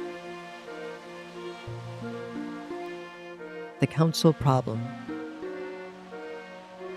The Council's structure failed not because of corruption, but because of response time. Gaius representatives spoke for millions, while Deus Reich representatives spoke for thousands. Even our appointed representatives were too busy with the number of responsibilities to really organize proper council meetings to show up to. A single Gaius policy adjustment could reshape an entire region. Deus Reich objection required weeks of negotiation to be noticed. This was not tyranny, it was physics. The core failure. Rad assumed goodwill could compensate for disparity. Goodwill helps, it does not equalize. The unified world was not born into hatred, it was born into imbalance. An imbalance does not require malice to cause harm. The second departure did not create enemies, it created weight. And Deus Reich, already wounded, became a structural support, holding that weight long enough for our own world to not collapse. Not because it was stronger, but because it was used to surviving pressure. 4. Early optimism. Unity City. Unity City was Rad's last gift. A vision of shared governance, mixed cultural districts, integrated ethertech, industry, and civil planning. It was never meant to be just a city. It was meant to be proof, and became the largest construction project either world had ever attempted. What was done right? Contrary to earlier assessments from Deus Reich, including my own, Unity City was not built one-sided. Gaius contributed substantially. Continental scale manpower deployments, rapid industrial fabrication chains, post-Cosmos reconstruction technologies, and logistical coordination between anything Deus Reich possessed. This aid was not symbolic, it was decisive. Without Gaius, Unity City would not exist. The technological reality. However, most advanced systems, those that made Unity City function as more than a metropolis, came from High-Entia engineering. Ether-stabilized transit corridors, atmospheric regulation towers, cross-species habitat harmonizers, and Aegis-adjacent energy dampening grids. Even after Gaius' technological boom, High-Entia Ethertech remained generations ahead of both worlds. This created a silent dependency. Unity City did not merely use High-Entia systems, it required them. The hidden costs. To meet Unity City's demands, High-Entia infrastructure networks were stretched to their operational limits. Ethertech output eclipsed local reconstruction across Deus Reich. Survey and reclamation of restored lands slowed dramatically, and skilled populations were redirected from home rebuilding to symbolic construction. In effect, Deus Reich began stabilizing the unified future before stabilizing itself. Gaius helped build the city. Deus Reich kept it alive. At this time, I believe the sacrifice was necessary. I no longer do. Security, present but insufficient. The city maintained multinational patrol forces, from who we could spare and who wanted to be. Civil security corps and integrated policing across species. However, these forces suffered from chronic underfunding, jurisdictional confusion due to the massive size, over-reliance on deterrence rather than response, and political hesitation to appear militarize. Words. Unity City was not protected as a symbol. It was protected as a symbol, but not as a target. History demonstrated that the danger of that. It demonstrated the danger of that distinction. My assessment. At the time, I believe Unity City's prioritization was necessary. A shared capital would prevent fracture. A visible success would anchor peace. I now understand the error. Unity City did not fail because it was unsupported. It failed because it was too early, too large, and too perfect, while foundations beneath the worlds were still settling. Symbols should follow stability. We built ours before we earned it, in a rush to fulfill our promise to Rad. 5. The ecosystem collapse. No one anticipated the speed of the collapse. That distinction matters. It remains my failure. What we expected. Early merge models assumed gradual biome interpretation, natural territorial settling between comparable species, adaptive buffering by native predators, and time for observation, intervention, and containment. These assumptions were wrong. The reality, the issue was not uncontrolled crossing. It was ecological asymmetry. Monsters from Deus Reich crossed freely into Gaius. No barriers, no monitoring, no warning systems. Apex predators entered ecosystems unprepared for them. Native species were displaced or annihilated. New hybrid variants began appearing within a single generation. Many Deus Reich species evolved under constant existential pressure and warfare. Gaius ecosystems favored stability, not escalation. The result was not slow encroachment, it was competitive collapse. What the monsters from Deus Reich actually means. For the record, as to correct several dangerous misconceptions, the creatures that crossed from Deus Reich were not aberrations, demons, or artificial bioweapons, or even like the monsters from Gaius. They primarily consisted of megafauna species. Apex predators evolved to dominate extreme environments, and highly specialized ecological roles, territorial, migratory, and elder tier. These species were functioning ecosystems unto themselves.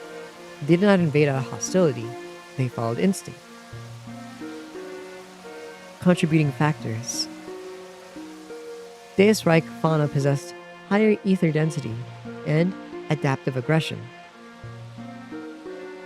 Native Gaius species had no evolutionary precedent for such events. Hybridization occurred faster than predicted due to shared magical substrates. Early containment measures lagged behind spread velocity. The perception gap. To Gaius populations, this was not an environmental anomaly. It looked like a Rathalos where no sky predator should exist, livelihoods destroyed without warning, entire regions rendered uninhabitable, entire valleys claimed overnight, trade routes rendered impassable, rural settlements abandoned or erased. They did not see models and projections. They saw Deus Reich creatures overrunning their lands. And the fear filled the gaps where explanation failed.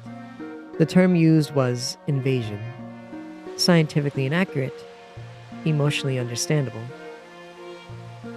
Shared responsibility. This was not caused by malice, nor by indifference. It was the inevitable result of merging two worlds whose ecosystems were shaped by entirely different survival logistics. These monsters were not weapons. They were not unleashed. They were migrants without borders, entering a world that never needed to defend themselves from megafauna. The failure was not ethical, it was ecological arrogance. We misjudged the resilience of peacetime ecosystems, and that misjudgment cost lives. My addendum. The collapse was not universal. Regions with early intervention, mixed patrols, and adaptive conservation recovered. Others did not. The lesson is clear. Worlds can share space. Ecosystems must be taught how to, and that teaching must begin before borders vanish. The world of Deus Rex survives because it understands one truth. Balance is not peace. Balance is maintenance. We attempted coexistence without stewardship. That mistake will not be repeated. Number 6, the guild failure. The logical solution modeled after Deus Rex. Guilds modeled after Deus Rex collapsed immediately. The reasons were, many Gaian citizens aren't fighters and did not want to be. Veteran heroes from Gaius refused involvement, and many others could not be contacted or were simply just tired of saving the world.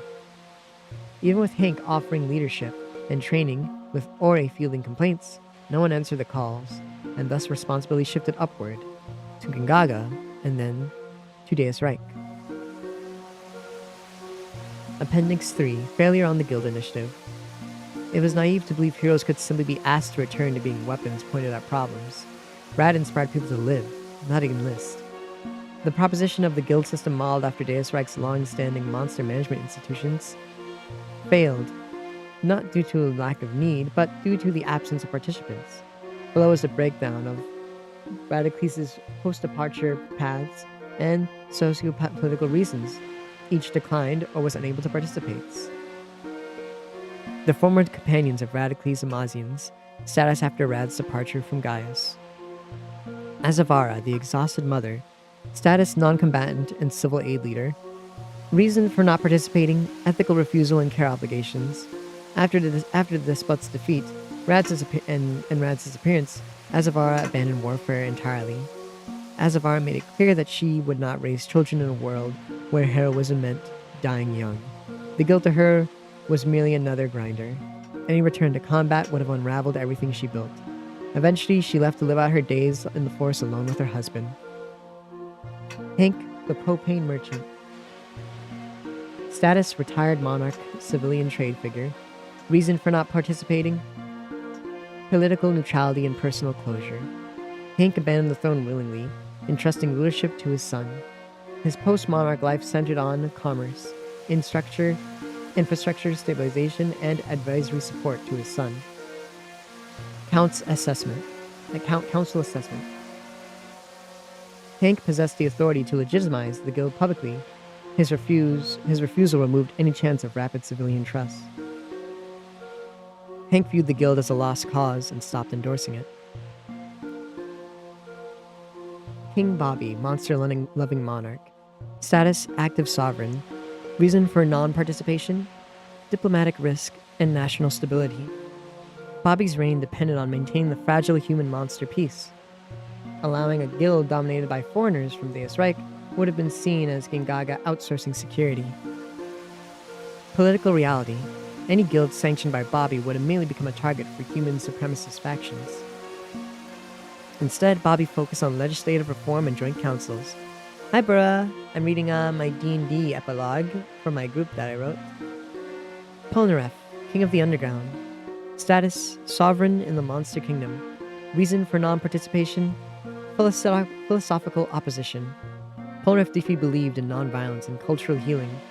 Though capable of mobilizing monster forces, he refused to do so under a banner that represented past oppression. Quoted by saying, "Rad didn't teach us to solve fear with claws." His efforts remained internal, educational, ritual preservation, and interspecies diplomacy. The Noid, Chaos Incarnate.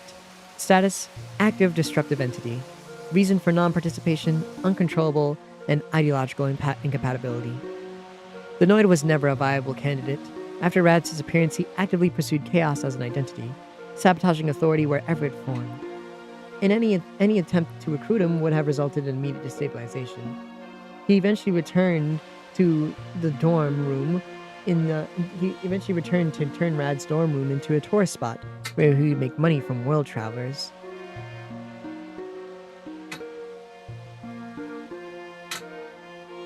Hope I zoomed out. Well, where is it?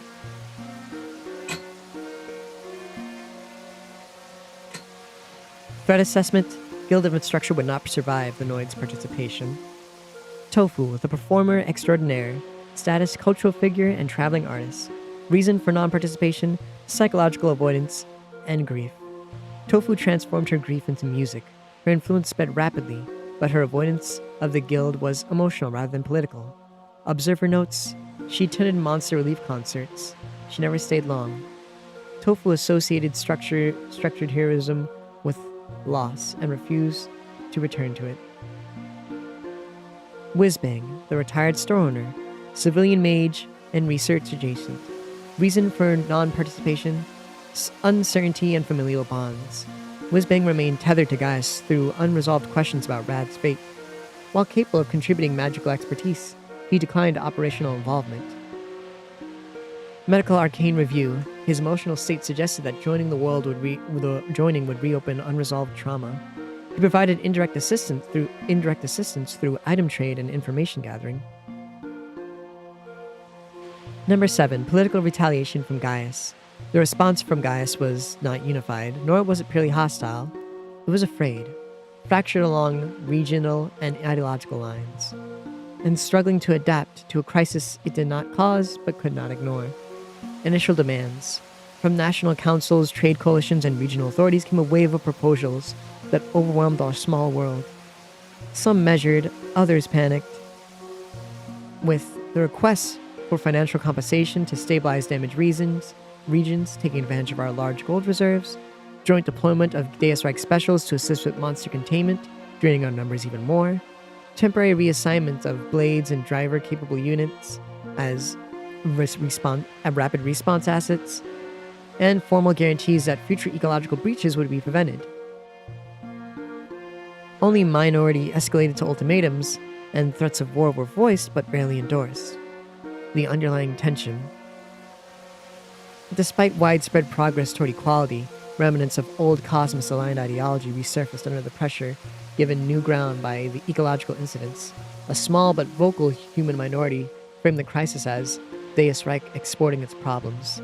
The rhetoric was publicly condemned by most governments. It was still heard, and it still hurt.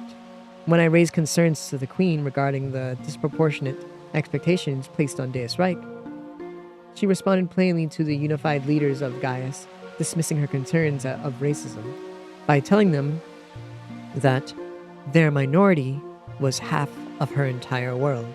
More than that, even. She was not excusing the rhetoric. She was explaining the scale of fear. After all, she was the first to learn how this world treated Rad when those thoughts were allowed to form in the first place. She began to change little by little after that. Reality of cooperation. What followed was not exploitation, but imbalance born of urgency. Deus Reich contributed heavily to the expertise in Ethertech because it was uniquely suited to do so. Deus Reich Gaius contributed manpower, logistics, and conventional technology at scale. Joint task forces were formed through coordination, though they lagged behind when needed. Reconstruction and containment occurred simultaneously, straining both sides. Yes, I will keep spinning. The perception of burden differed depending on where one once stood. The cost to Deus Reich. Even without malicious intent, the outcome was severe. Gold's reserves were depleted faster than projected. Ethertech production shifted towards defensive and monitoring roles. Malos, the Queen's Aegis Blade, was deployed for extended operations, and several domestic reconstruction projects were delayed or frozen. Not because Gaius demanded it, but because Deus Reich volunteered to stabilize the situation it understood best. All while the few remaining Cosmet followers claimed they were bearing the burden. Okay, DP. I hope you have a nice rest. I hope you have a good time. Hi, Toast. I'm reading the epilogue of my D&D campaign that I had to rewrite. I'll tell you guys what I rewrote afterwards, because this is the rewritten version. The political narrative gap. Among many in Gaius, the prevailing belief was we were carrying all this together, Among many in Deus Reich, the feeling was quieter. We are carrying what others cannot. Both statements were true. Reflection. This was not conquest, it was not punishment. It was the cost of being the world that knew how to survive catastrophe. Thank you, Rita. Thank you. That knowledge came at a price, and once again, Deus Reich paid the price first. Number 8. Residual prejudice and social friction. Hatred did not return wholesale, but didn't vanish. As the realities coexistence set in, old fears resurfaced in new forms, less directed at Gingaga itself, and more narrowly perceived at those perceived as external disruptors, particularly among populations already strained by the ecological and economic uncertainty. Common targets of incident reports. While most citizens of Gaius rejected overt supremacist ideology, reoccurring patterns emerged in isolated regions and urban stress points. Blades were being misunderstood as tools rather than people, often pressured into dangerous labor or voluntary deployment. High-Inti were accused, incorrectly, of monopolizing advanced ether tech and political leverage. Deus Reich monsters conflated with native threats and treated as an invasive species rather than sapient or territorial beings. Fae were viewed under suspicion due to their advisory roles and perceived influence behind governance decisions. And depowered deities, though hidden, were feared as remnants of divine order in Gaius, that Gaius had only just recently escaped. These perceptions rarely reflected official policy. They reflected anxiety. Incident scale and distribution. I have formally lodged just over 300 incidents within Gingaga over the first 18 months following integration. Majority were verbal harassment, property damage, obstruction of services or housing, isolated assaults rather than organized violence. In all cases, perpetrators represented fringe ideological holdovers rather than majority settlement. Outside of Gingaga, incident reporting is less consistent, though not necessarily less frequent, and still large compared to what we're used to dealing with, causing the queen to be consistently busy, hardly giving her time to see her husband or daughter and adding to her stress. Societal context. It is important to state this clearly. Most of Gaius did not turn against Deus Reich. Many stood beside them. However, coexistence brought visibility, and visibility brought scrutiny. The closer lives intertwine, the more unresolved fears had the opportunity to surface, and the more certain groups would try to take advantage of it. Official response. Joint councils condemned all racially motivated actions. Mixed-race peacekeepers were deployed in high-tension zones. Blades were formally recognized as protected persons under unified law, and Fae advisory roles were publicly clarified and limited by charter. These measures reduced escalation, but they did not eliminate resentment. Personal notes. Restricted. Hatred no longer defines this world, but it still finds cracks. And the cracks are where the world first break.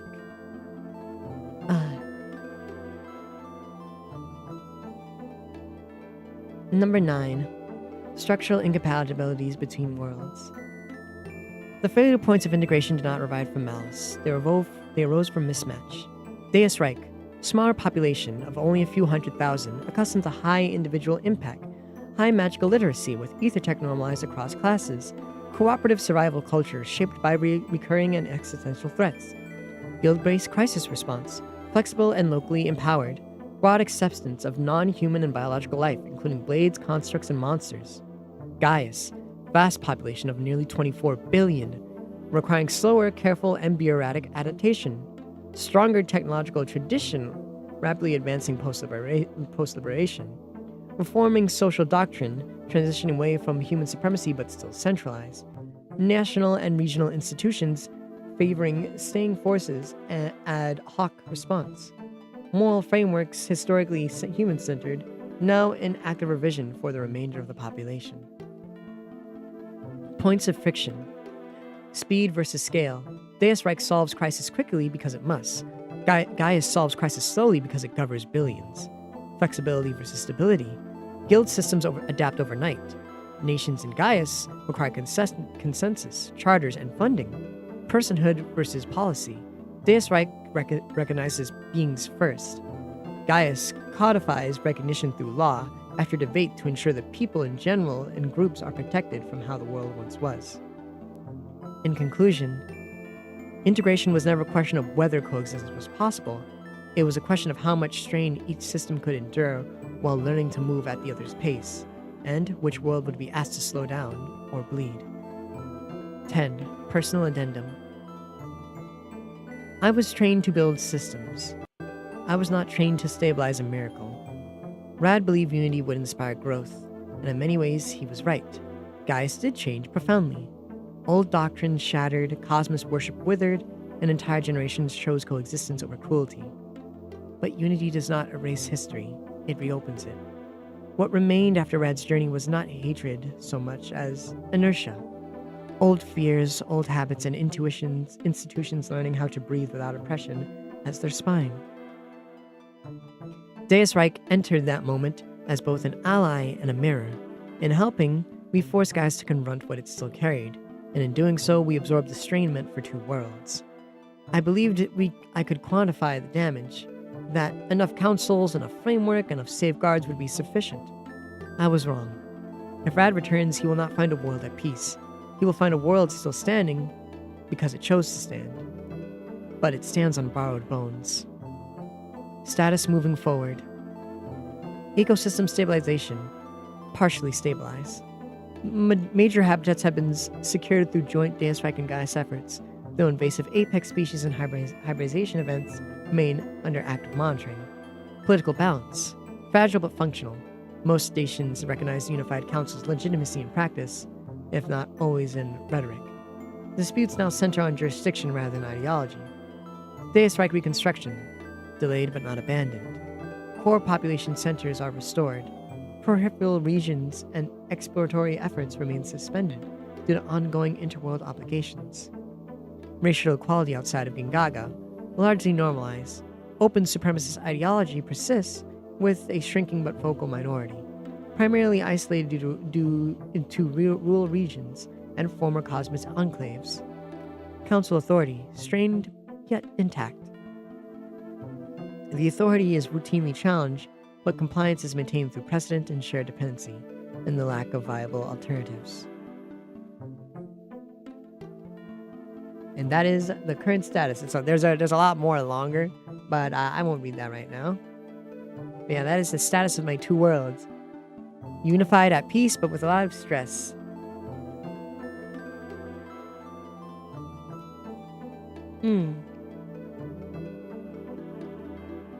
As you can very obviously tell, a lot of things I changed were Gaius being a very lazy fucker and not doing much.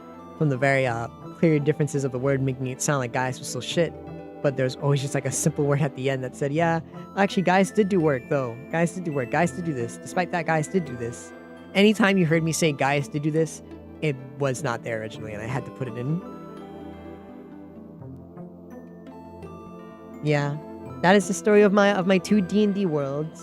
Or at least my one and the original one that I let the other player take control of. The reason why you may be wondering is, you might be asking me, why is Gaius so racist and bad? Well, we had a lot of follow-up sessions where our players went back to that world by that one GM who is now in control of it.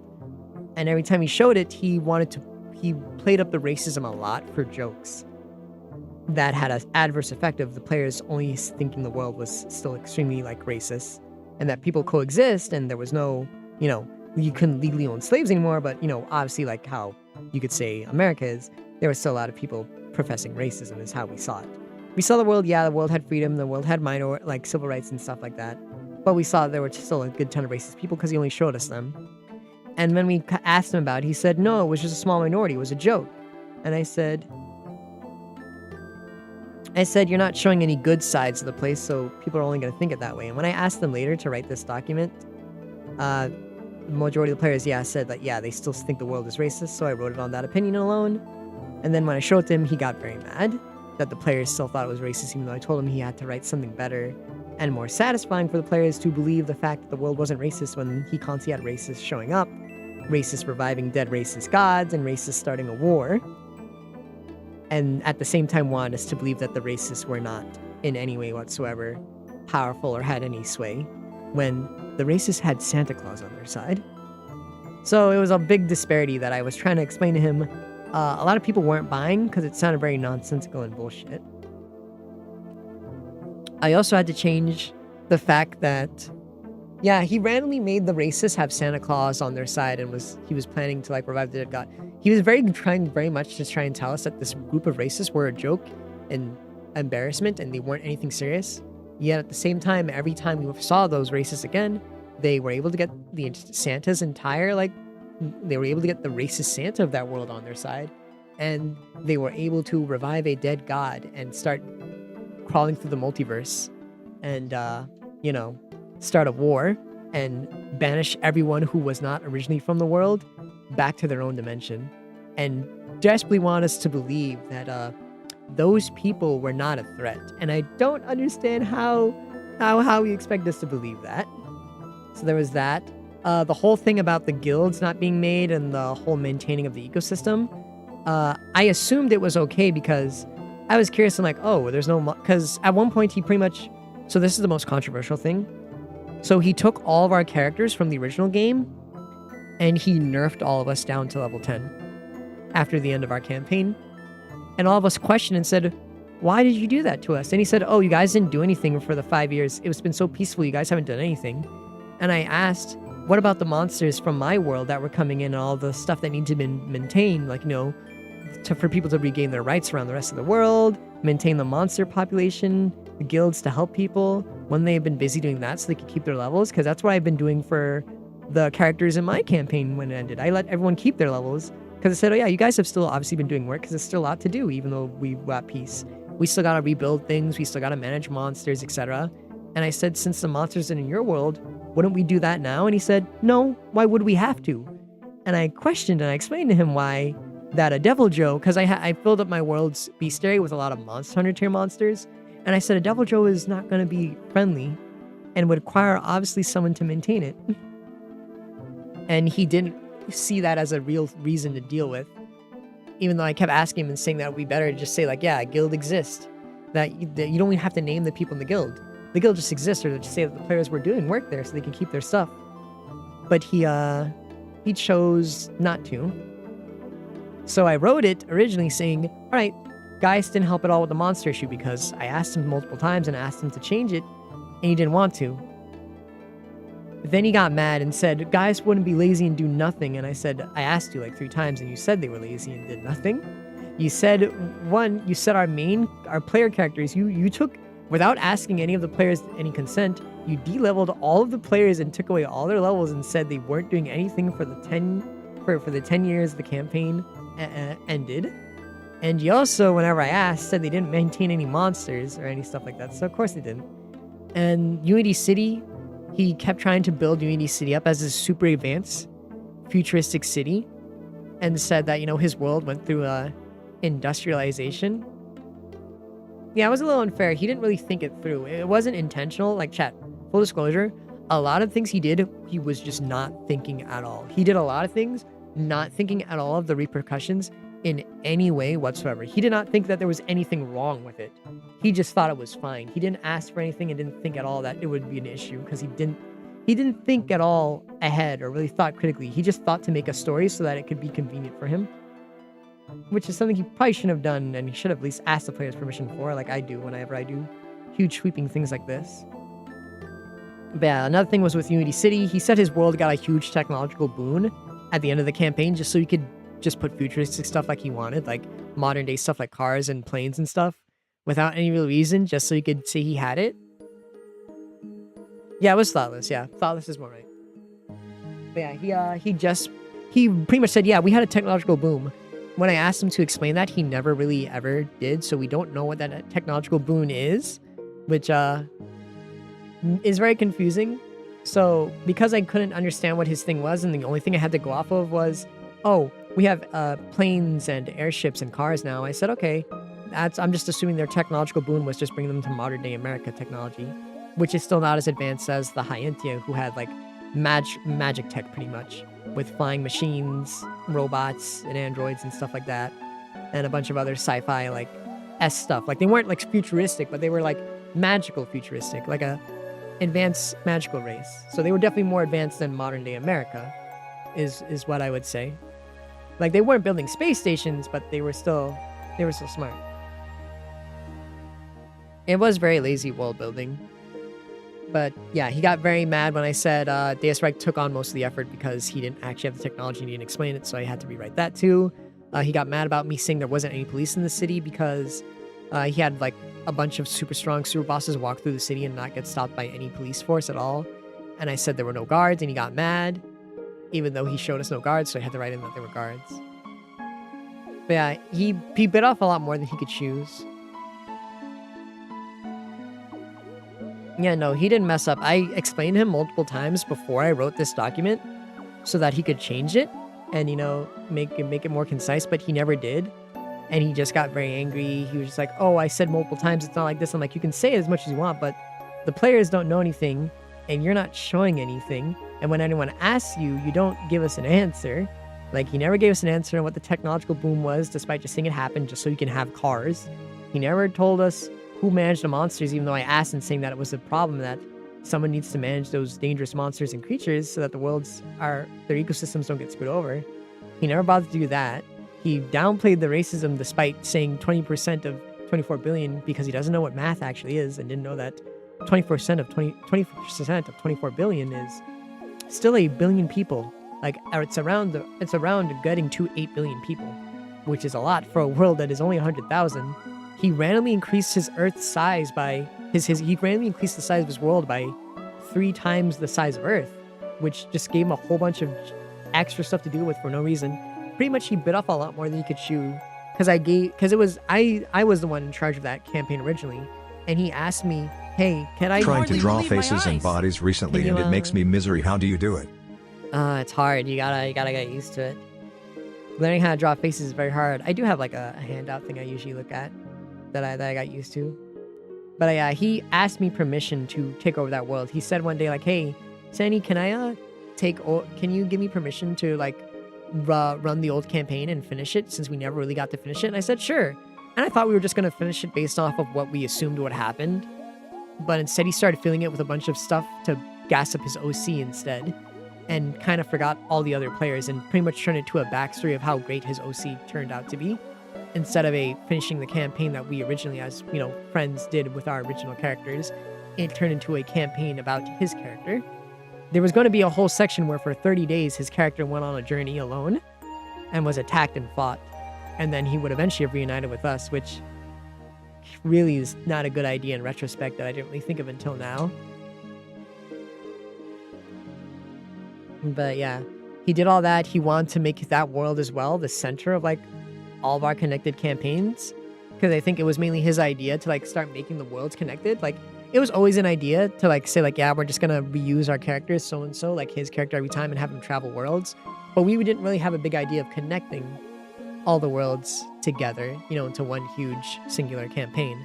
That was mainly his idea, to start connecting it all together. And he made the world that I gave him permission to end the center, and he pretty much took over that world completely, and eventually stopped asking permission to do things in there. So he took over the responsibility of managing all of my D&D campaigns and their interconnectivity with the world, but he did not bother answering any questions or clarifying any logistics or government or setup. He made the council as well, which I wrote pretty much did nothing, because whenever I asked if the council did anything from that day forward, he pretty much wiped it off and said, no, they didn't do anything involving whatever I was asking at that point in time. So he made a council. He didn't have them do anything. He combined the worlds together and didn't use any of them, and hand-waved everything that was important to any world that wasn't his own.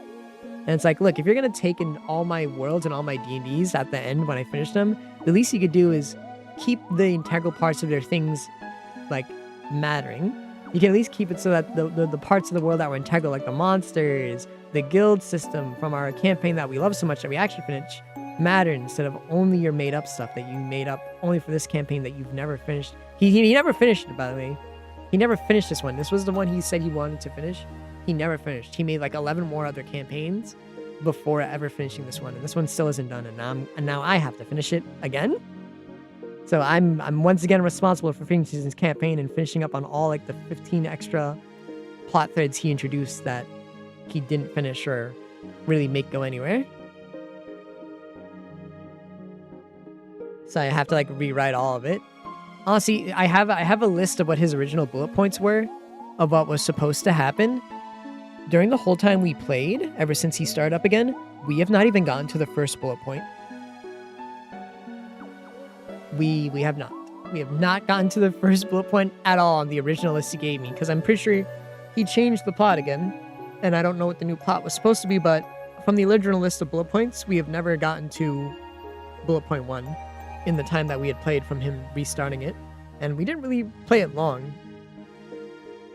But yeah, he took on all that responsibility and complained that there was so much things he had to consider, and it's like, you shouldn't have taken responsibility of managing a very big and 2 D&D campaigns if you couldn't be bothered to manage one, though, your own, that you kept adding a whole bunch of shit on top of.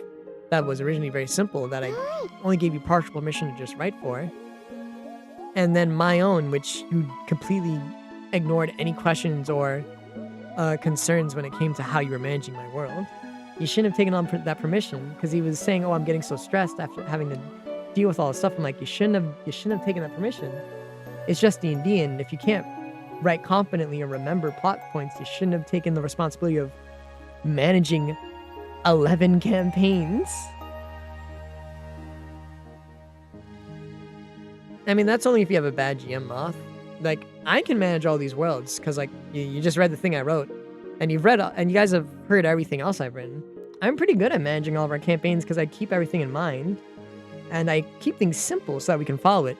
He piles on threads and threads of plot threads that have not really gone anywhere, and are very long-ended and winded, and he ends up making it take so long that he ends up just he spoiled majority of the plot that was supposed to happen. We haven't finished any of his campaigns. Like, he's only finished one campaign that was meant to be very short anyways, so I don't really count that one. But he hasn't finished a single campaign that he's made out of like the 10 or 11 he's made. If you guys have a prime, slap that prime on the table like a big fucking cock. Show everybody that you have a big fucking dick today and slap that prime on the fucking table right now. I finished about 2-3 campaigns, I think. Yeah, I finished about 3. I finished my first one. I finished my second one. No, I haven't finished my second one because it kept getting delayed because of these players. So I kept getting held back from my second one. But I finished my third one and I finished my fourth one. So I pretty much finished every campaign I've started. I'm still doing like my Nintendo one with my other DM friend, and that one's going well. But you know, we're trying to figure out how to rewrite it because he dropped out of everyone's campaigns and abandoned all of that. So we have to rewrite it because he complains about having a lot to deal with. Something is $6? What the fuck?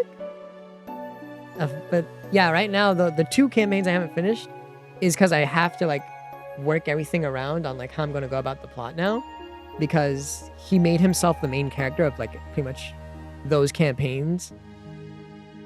So me and my other DM have to rewrite the video game one that we were doing, and I have to kind of twist around the sci-fi campaign I was doing, which isn't too hard for me, but it's a lot harder for the video game one because my friend made him the main character because he put himself in that position. And it was like, you put yourself in so much responsibility in main character positions that you realize if you end up not being able to handle this, you pretty much screw everybody over.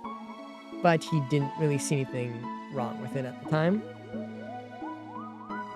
And he just kept main charactering these characters way more and harder. Instead of just being happy with just being a side character for every once in a while. Yeah, he's never finished the campaign. Really. He finished like 1. But that was just another random side one he made up because he couldn't finish the ones he started. It's like he made the One Piece campaign. He then made the flashback campaign before. He then made the campaign redoing the original one we first started in that we never finished. Before finishing the One Piece one. Then he made another campaign that for a few one shots because he couldn't finish the other 2. Then he made another campaign because he couldn't finish that because he couldn't finish the other 2 still. He then made another campaign that he didn't end up finishing. He then made another campaign and then made another campaign that because he couldn't finish the original 3 either, and made another campaign, and he just kept making things because he couldn't finish it. Because the excuse was like, oh, I want to play D&D, so I'm just going to make this for a small side thing for us to do. I made small side D&D campaigns that actually we finished. He's making full, whole, entire other campaigns when he still hasn't finished his original one because he can't play the original one because he's waiting for people because he was impatient. Good boy, Burra. Good boy. You're such a good boy. Let me stretch. Remember to stick your butt out when you stretch. It's good for your spine. Yeah, he never finished any of them. I made my Pokemon campaign I told you guys about because I couldn't. I needed more time to work on my sci-fi one. So I split the time between that, and I finished that whole thing. And I finished it before the sci-fi one even got to finish because the people who I was waiting for took so long, to the point where eventually people just told me to do the campaign without them. And then when I started doing it, those people showed up anyways. And then they dropped anyways, so they wasted all of our time for 3 years.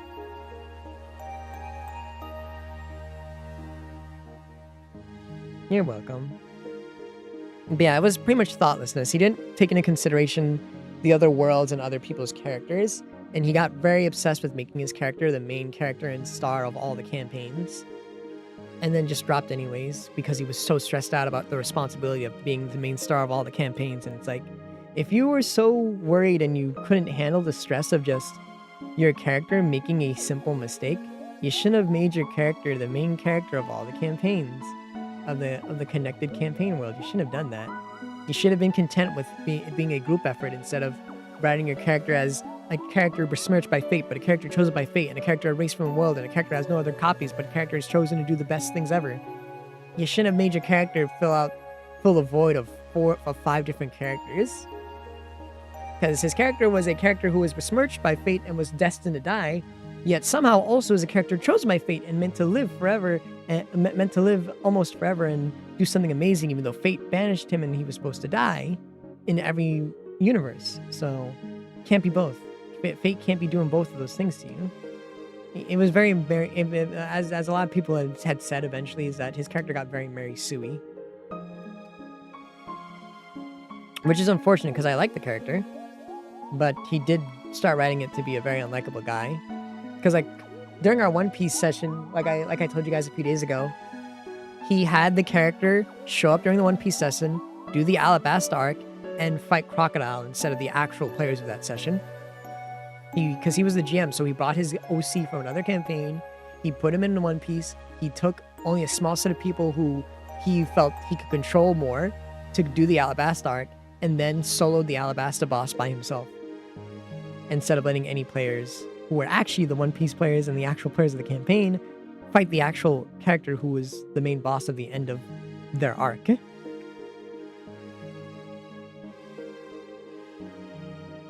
Heck, he plays his character very, very weirdly.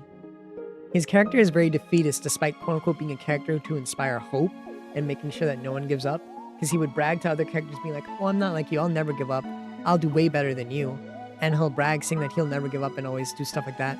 But there's moments like, where his character suffers the most minor, like, the most basic rise of the hero, like, oh, all your party members got captured, you're gonna have to go and rescue them. The most basic kind of shit like that. Situational, generic stuff like that.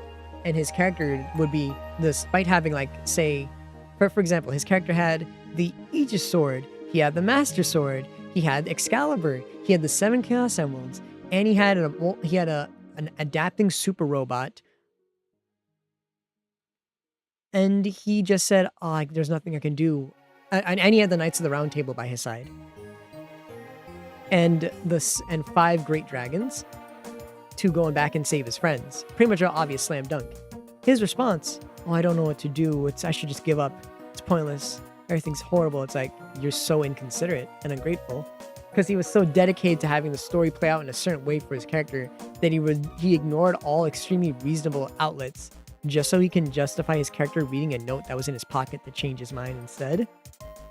It was horrible, very stricted and rigid writing to a horrible extent, because he and one other player, both of them have dropped now, the ones who caused the most issues, were so obsessed with their characters being written in a super duper specific way and going through arcs in an extremely specific way that they specifically want to do, that they, instead of adjusting it to make their, things make more sense, they wrote themselves in a very ignorant, jackass-looking roles of just making them rigid as fuck, to where unless you did this very specific thing, they wouldn't do anything.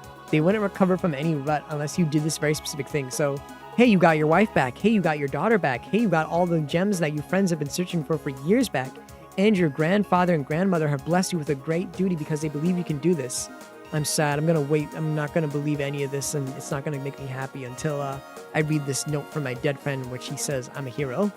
And it's like, you're making everybody who cares about you look like a jackass. You devalued your relationship with your character's wife, your relationship with your character's daughter, your relationship with your character's friends and their entire journey, and your relationship with your with your grandfather and grandmother, and what they believed in you, just so you can have things play out in a certain way where you can let a random note shine instead of just adding on to it and you feeling better, and then you realizing it and reading the note probably beforehand, so that you feel, so that adds to it instead of just everything doesn't matter except the letter. It was so bad. He constantly writes his characters in such weird ways where you have to retcon and change stuff because he doesn't know how to act the way he wants to pretend to play his character. And it's an issue of just like, someone role-playing a character they clearly don't know how to be. Like, it's equivalent of someone trying to pretend to be a super smart character when the person role-playing them is an idiot. It was the equivalent of that, and it made it hard for his character to, very reasonably seem as though he knew what he was doing.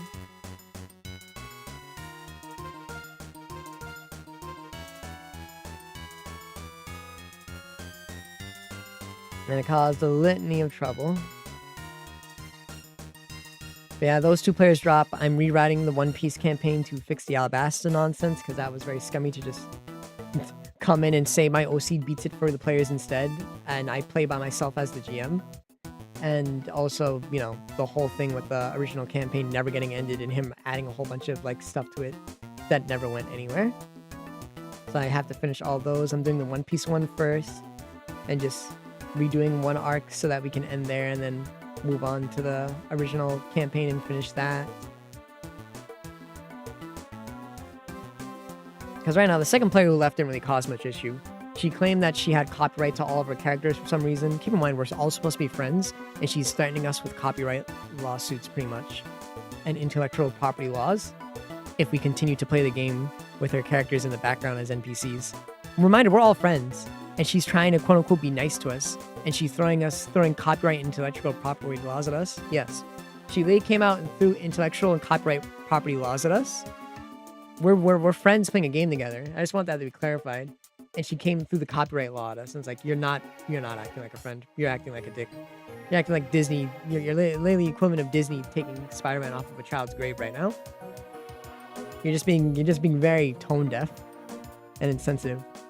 Even still, her characters mattered nothing to the story and were very generic and didn't have any of their story explained, so they don't really matter if they're removed anyways. Like, actually, anytime I was going to expand her character and add to the story, she always end up cutting the plot line before it happened.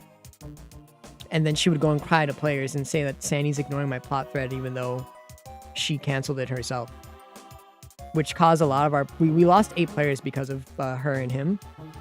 She made 8 people leave because they thought they were tired of her complaining, or they thought I was mistreating her, when she was the one consistently ending her own story arcs and, removing her own story from ever happening in any session.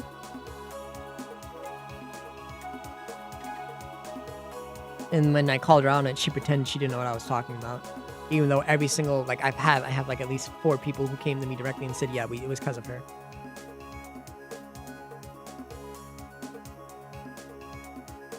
Yeah, her characters do not matter much. Any of her characters, like the queen I was just reading about, that's her character. You wouldn't know anything because everything I wrote there has nothing to do with her character. Because she didn't let me do anything with her character. So I just wrote generic queen stuff.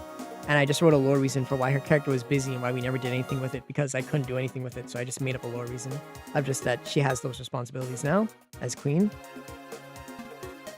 And besides, her characters were already doing things that she quote-unquote said was uncharacteristic of her character anyway, so it doesn't matter at this point then. It's just a different character completely than in that case with the same name. And her other character is literally just a mermaid from One Piece who's a pervert. That's not an original character. That's just a pervert from one. That's just a pervert mermaid from One Piece. There's nothing original about her.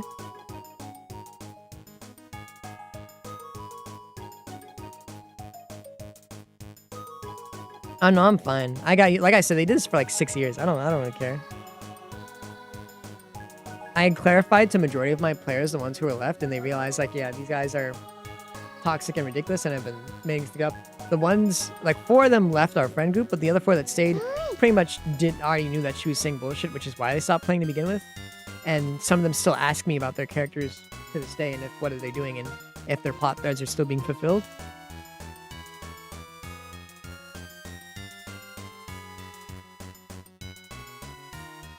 So a lot of everything is pretty much fine on that front.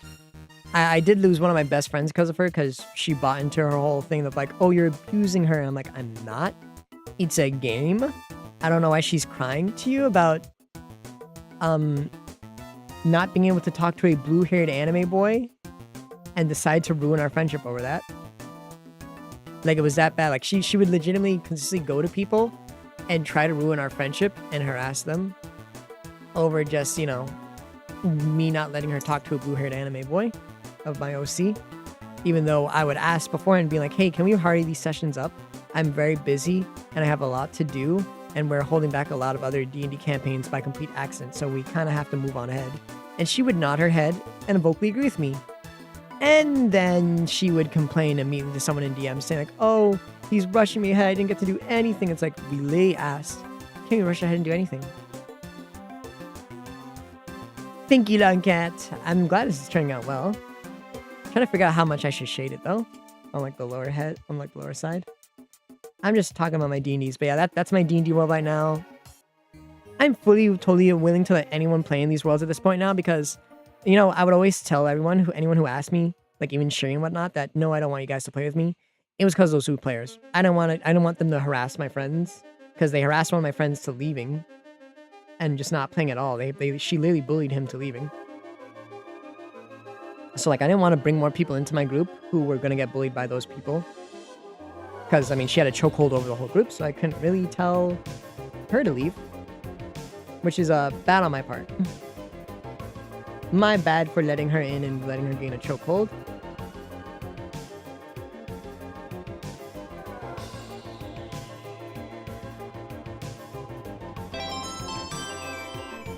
Thank you, Longcata, for following.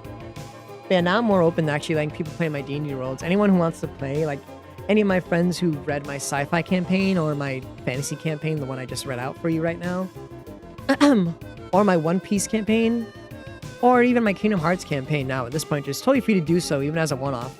My campaigns, so good thing I said yesterday, my campaigns were originally designed to be a very easy drop-in, drop-out campaigns where you could just show up for like a session, like lead one session, and then just drop out if you want, and then come back whenever you wanted, and I would make it very easy for your character by just saying they were doing stuff that mattered. I would always just, like, I wouldn't, like, NPC play your character unless I really had to, and I would just say they're off doing whatever you would want them to do, and I'd have it contribute to the story, and then when you came back, you could work out the specifics if you ever really wanted to, or just let me do that.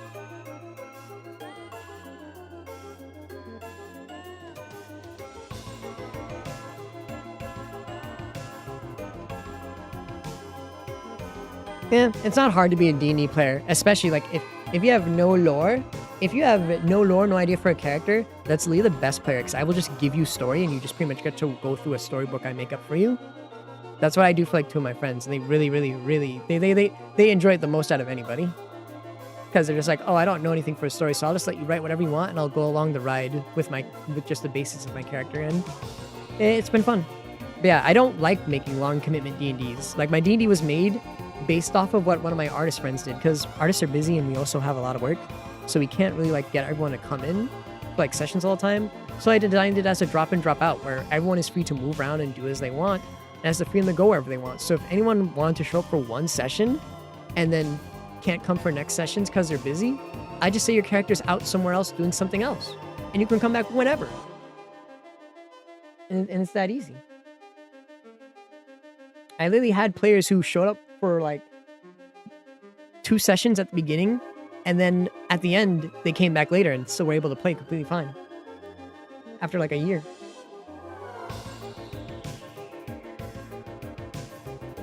My D&Ds are 100% made to not be committal.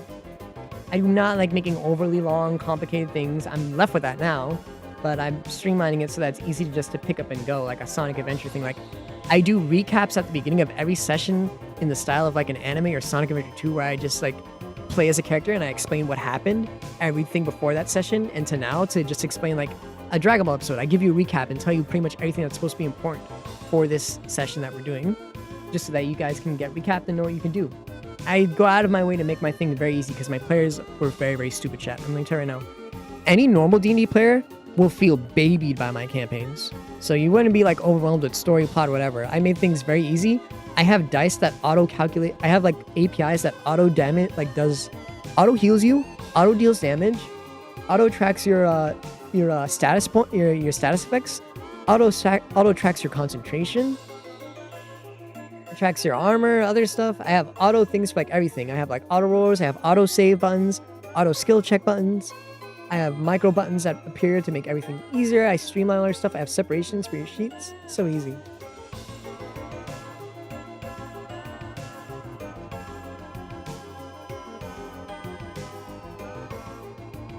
That's understandable, Moth. Even now, I'm actually thinking of restarting my Pokemon campaign again because one of my players really wants to play a Pokemon AZ one. So I'm thinking of just bringing that up again. And I've also written my campaigns in a way so that it's balanced, at least my sci-fi one. It's balanced in the way that if you just want to play a simple barbarian who just hits stuff, you could just do that. Just buy really good armor and buy a really good weapon. You're good. You don't have to worry about getting boons, skills, whatever. Buy really good armor, buy really good weapon. You're pretty much set. You don't really need a ship, a mech, whatever. You can do good amounts of damage and get shit done. Anyone who wants to min-max and do a lot of shit, they can do that too and get really strong for it. But if no one wants to bother, I'm not going to say you're going to be weak. You'll have the opportunity to just buy shit easily. Anyone who wants to go above the effort, I give them more stuff, obviously. But I'm not going to make the people who don't go above and beyond weaker. They're still going to be strong. It's just you get to be OP'er if you go through the effort of managing all the complicated shit.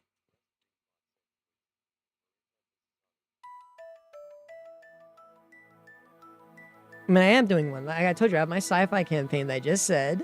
I have my fantasy one. I have my Pokemon one, and I have the One Piece one and the Kingdom Hearts one that I'm managing now, and whatnot.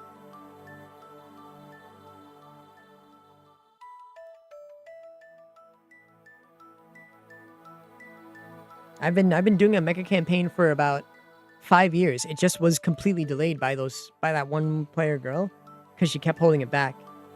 To the point where eventually other DMs just said, don't hold back anymore, just go on ahead. That's not what you should be doing as a GM. Yeah, it's got spaceships, it's got mechas, it's got everything. Like I showed you guys the mecha campaign, I read it to you. I read to you the mecha campaign handout a while ago. That's my second campaign. I just haven't been able to finish it, because it's been delayed. But now I can actually get back into it. Right now I have like 2 players just doing time skip stuff that I was considering throwing Sherry and them into.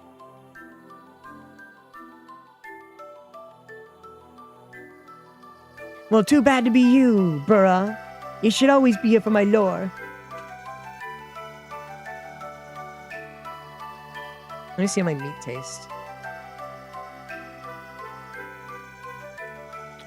It's not as hot because I left it here for a while, but it's still good.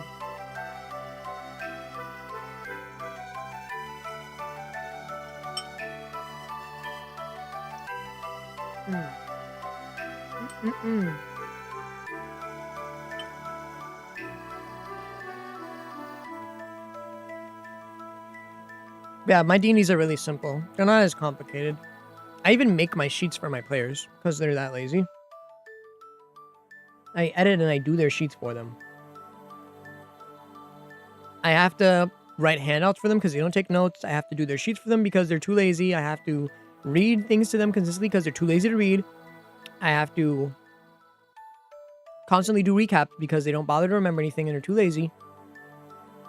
And I have to automate a lot of the fighting because they're too lazy and they can't do anything. My players are the bare bottom barrel of well, they were the bare bottom barrel of D&D players.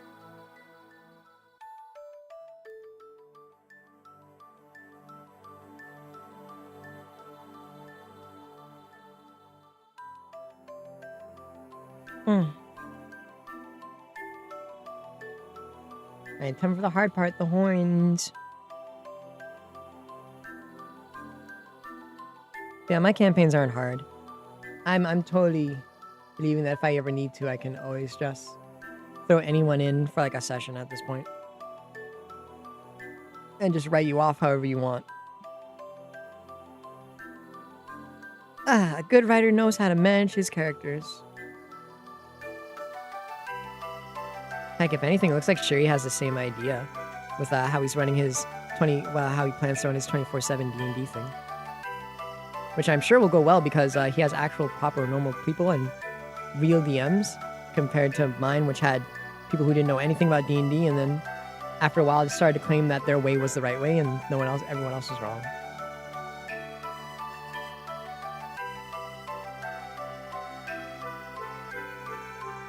Hold on.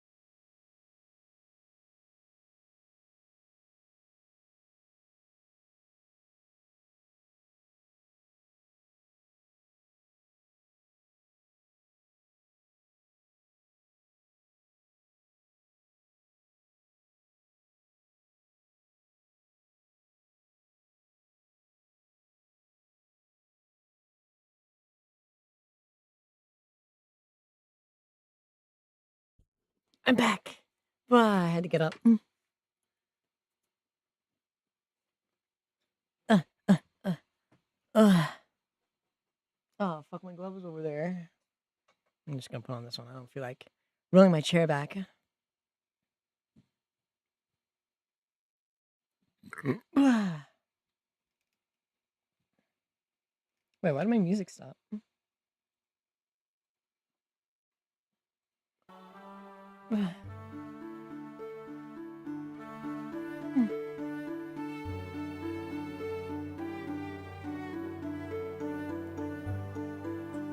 We've been coloring this for 3 hours. Well, we did get really distracted and start reading for like half an hour. I can't blame myself. I really do want to do D&D with YouTubers though. It'd be so fun.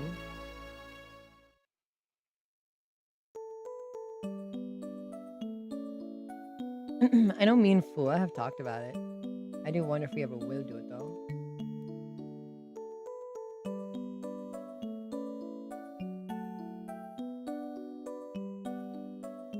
Fua wants to do a fantasy campaign, so I definitely would have to use this old one, which I can use now, that I wasn't able to use before. Because if Fua wanted to do a fantasy campaign, I kind of would have been hard pressed to actually figure out how I was going to be allowed to use this because of the other GM. But with me now having full ownership of both campaigns, I'm totally down to do a fantasy campaign. I just have to ask Fua myself because I know he's too shy to. And of course I would let anybody join. I've already experienced the worst D&D players. I think I can manage anybody. Of course, I'd have to get used to making my sessions shorter. Because, guys, my sessions have, like, when I say my sessions have gone on really long, like, they've gone on for, like, an hour. Like, not an hour. I was about to say an hour, like, it was long. They've gone on for, like, 6 to 12 hours before. I try my best not to now. So I'm definitely going to have to write sessions to be more short, like, hour-long sessions. Because I know Fua also gets really tired all the time. So I can't really force him to stay for long sessions. So I'm gonna have to get used to writing Saturday morning cartoon episode long sessions, which I can definitely do. I'll just write like a Bayonetta game. Bayonetta games always hit that high octane stuff so quick and early every episode.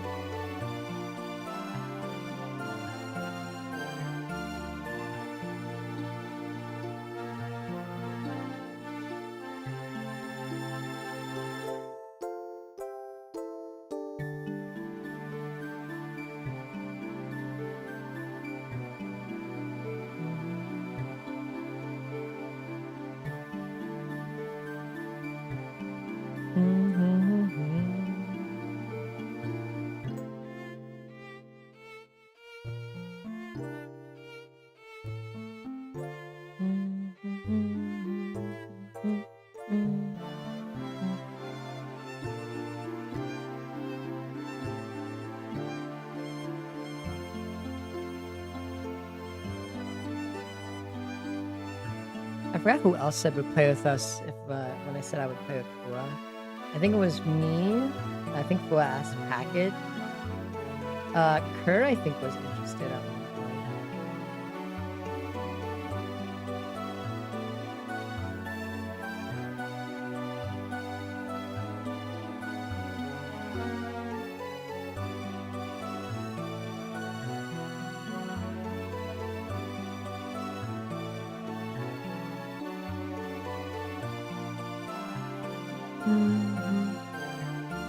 If anything, I'll ask Fua about it now. At least, not now. I'm shy to talk to Fua right now. I'm also busy. I'll probably finish this commission first. And stream. Because stream got delayed. God, I hope we don't get raided again around the time I went on stream. We got a lot of raids last stream. Not a lot today, which I'm more grateful for. More casual stream time.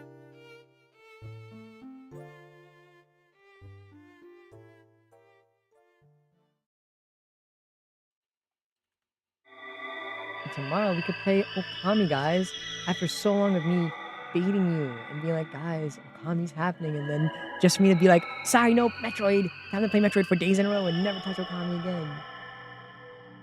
We finally get to go back to Okami because we have so much Okami shit.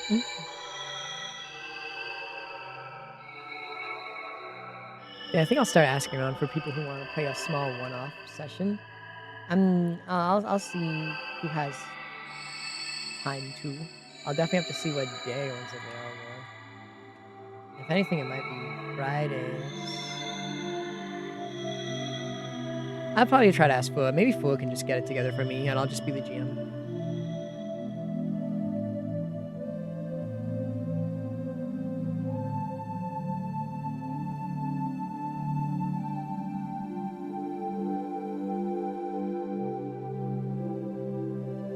people, can organize all the people, and I can be all the people's GMs.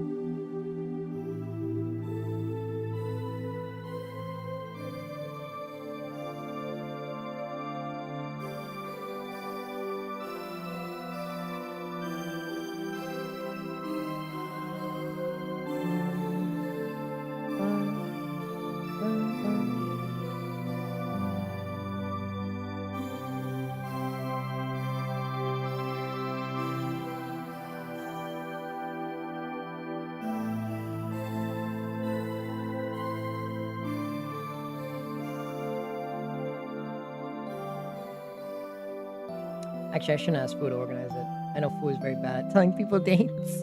Well, maybe you can find the people and I can just organize. Maybe. I don't know. Organizing's so hard.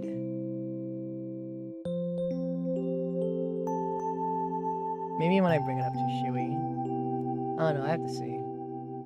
I'll have to see.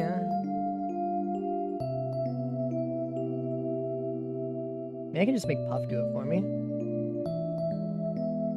Give that mod something to do for once in his rat life. I'd love to play D&D with Petite, though. She seemed like she'd be fun to play D&D with. Hey, yeah, if there's anybody I'd love to, like, actually bring into my D&D fold, it'd definitely 100% be Petite. Sherry, I'm too ashamed on. Petite has already seen enough garbage and shit and bad things to where I feel more comfortable bringing her around. Not from me, but, you know, in general.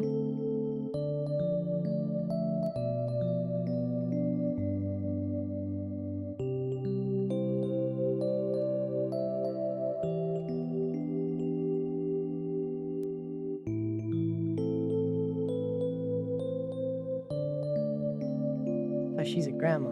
She's nice and understandable. Which I totally like.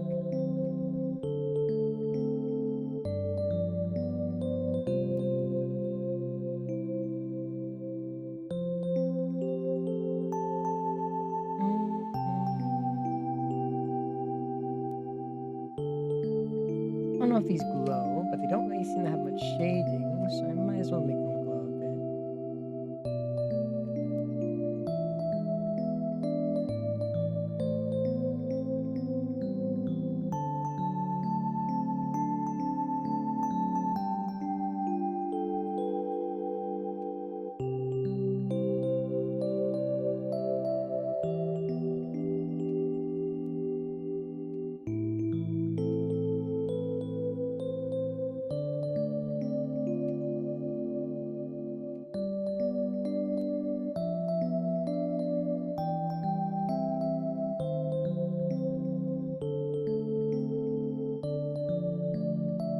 Change this to yellow and gold.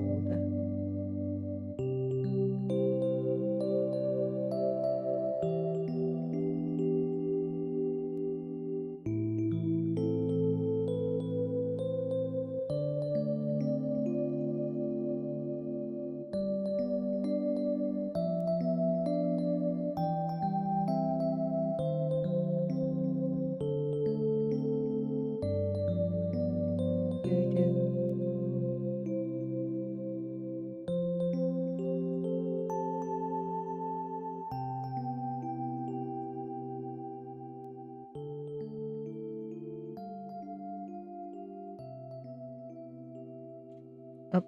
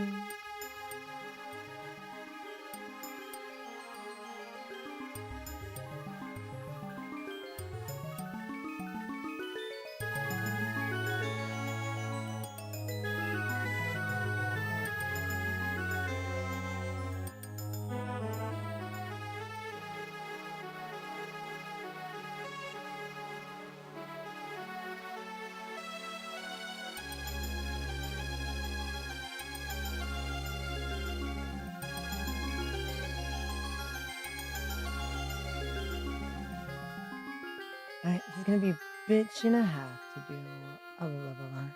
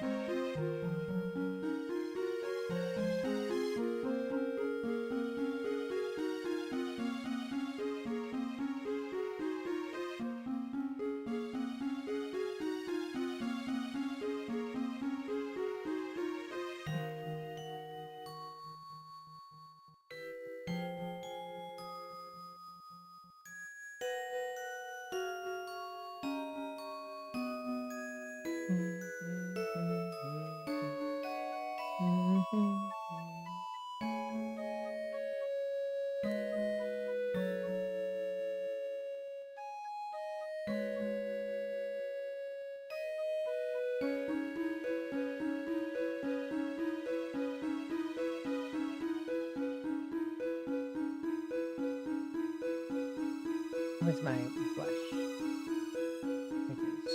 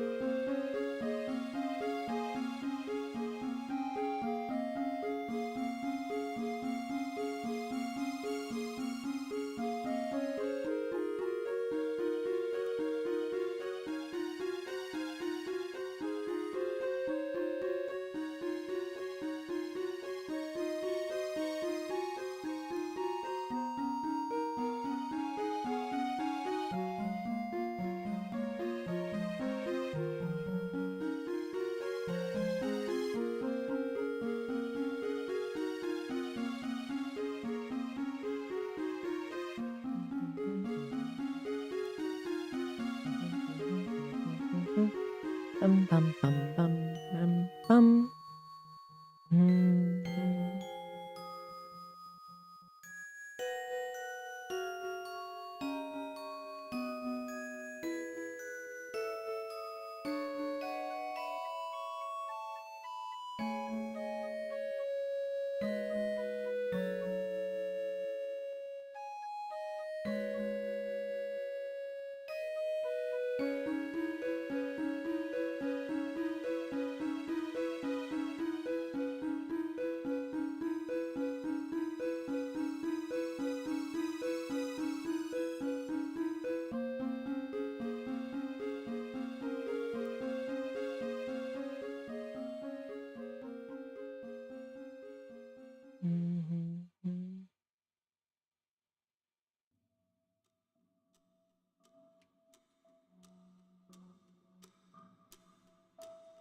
Take this one. There we go.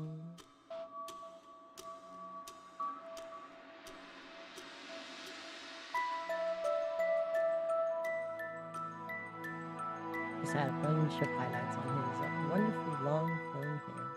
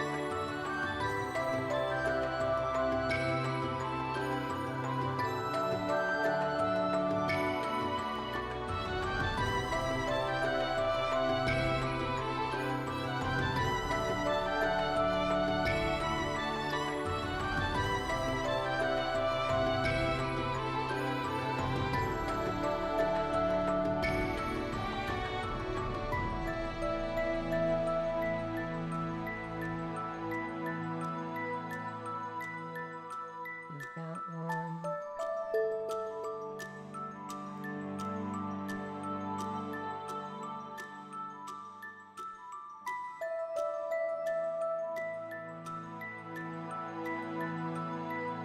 There we go.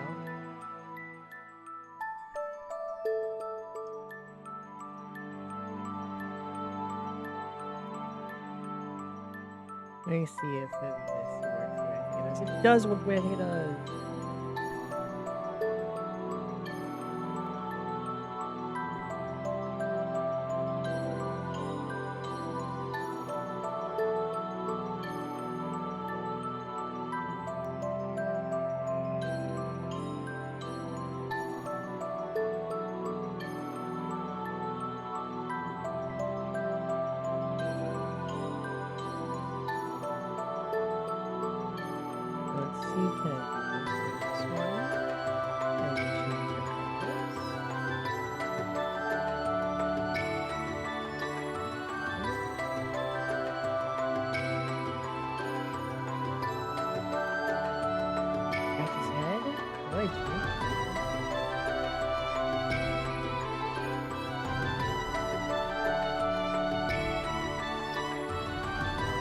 Maybe it's too dark.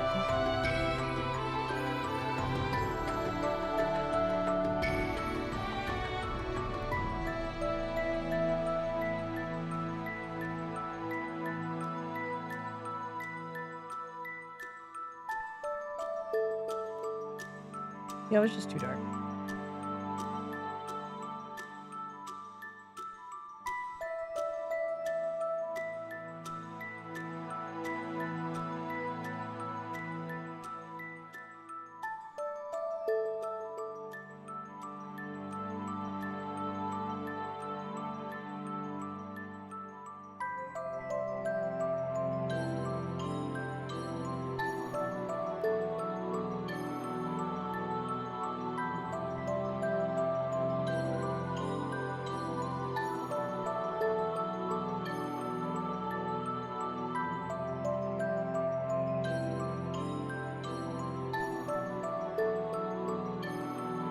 Oh, I don't think I even filled this one in. Oh, it's a spike color. I'm a dumbass. Oh, I'm a dum dum. I'm gonna have to fill it in with white. Ah, I can do this.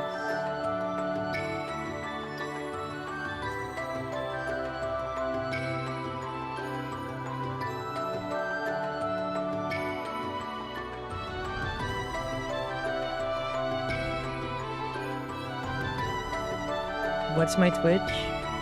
Gee, I don't know. Hard. I've never been asked this question before. I have no idea what my Twitch is.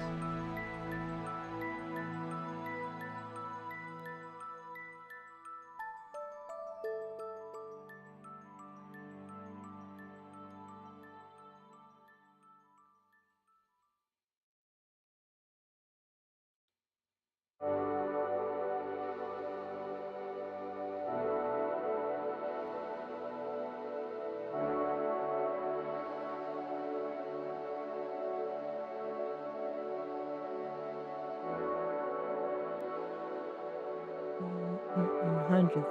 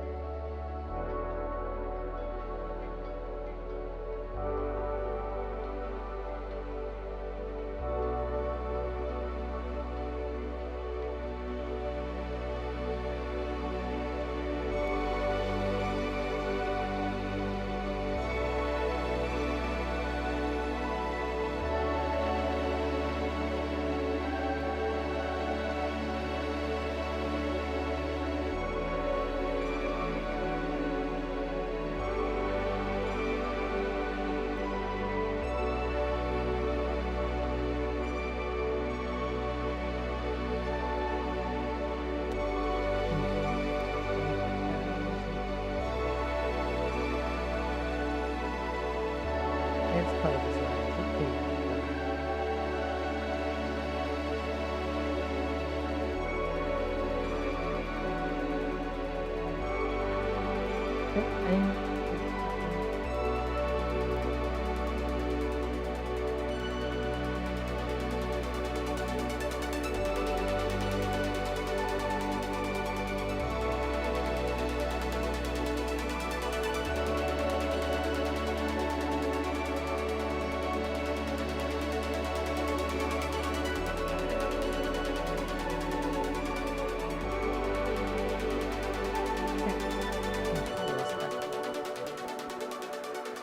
Hi Zach, hi yo. Oh, I was turning my back to someone, so I was crouched on a chair. Oh yeah.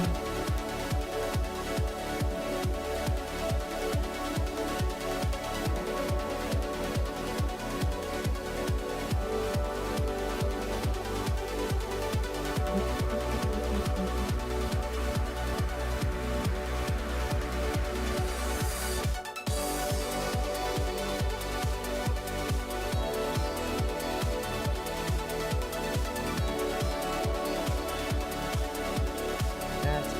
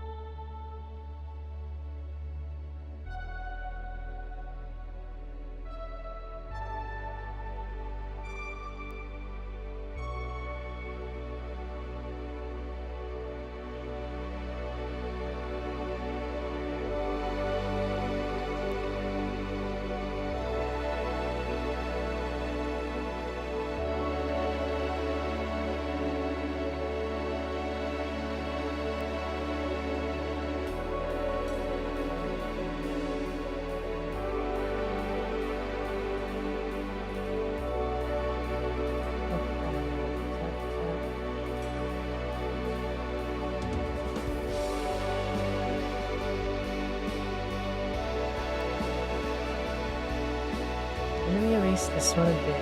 I think it's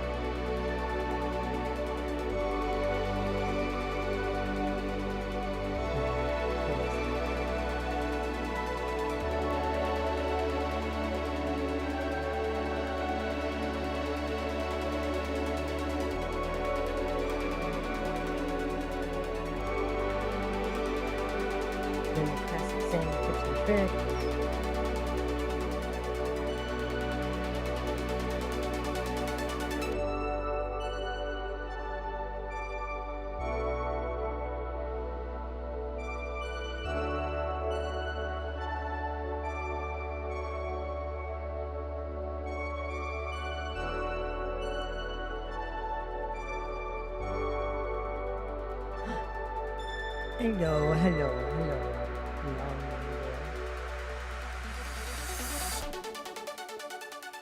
Where's my smuggle? Put this one in.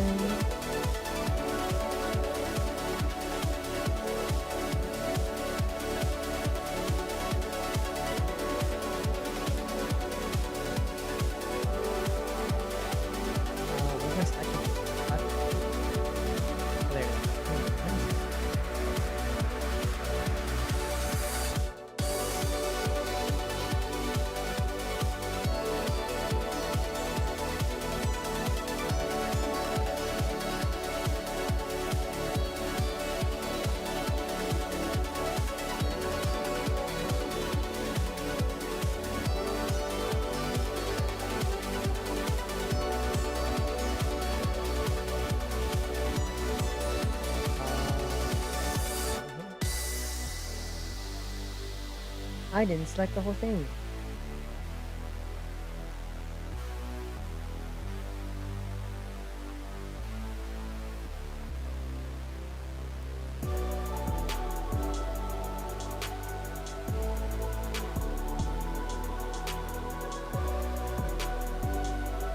What?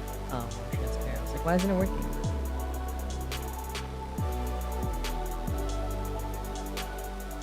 Do you have pizza? I'm jealous. I want pizza. I want pizza from Domino's.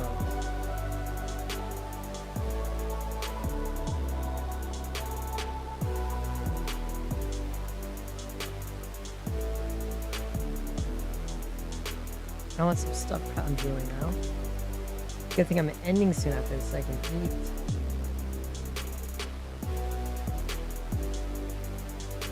Yeah, pizza's yummy.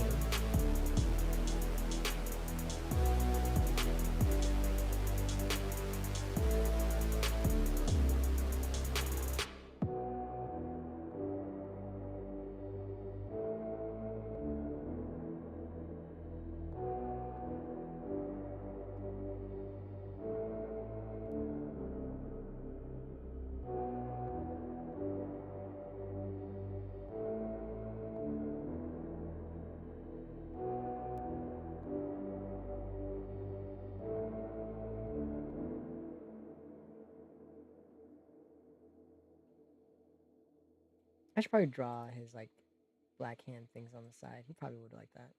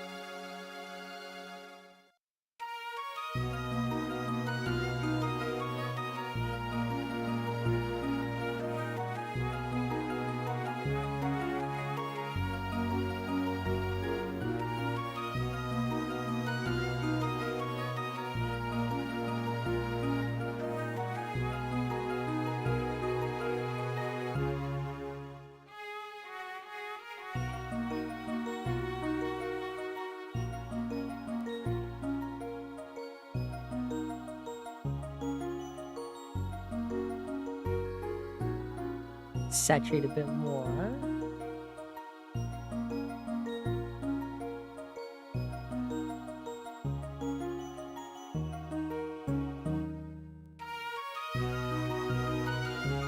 Some dots in the background. Why the fuck no?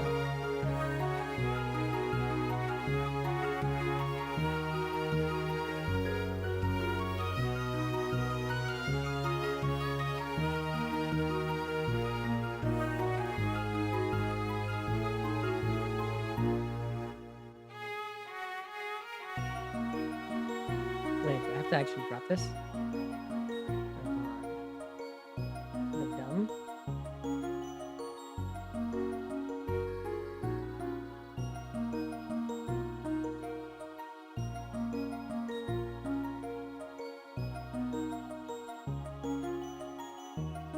It's supposed to be referring only to edge layer, so why is it referring to layer?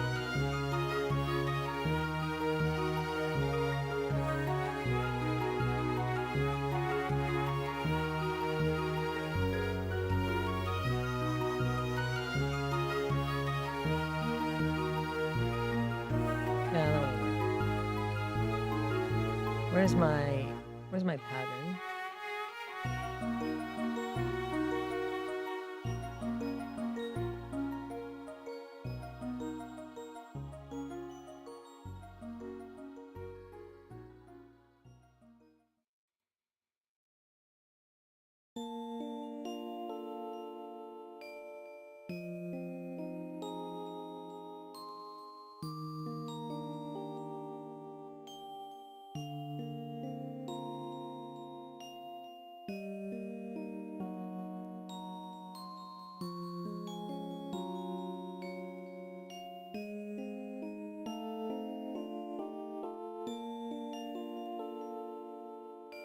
I can like do little details on this.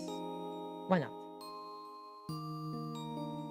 Why not add a little deet to this tail?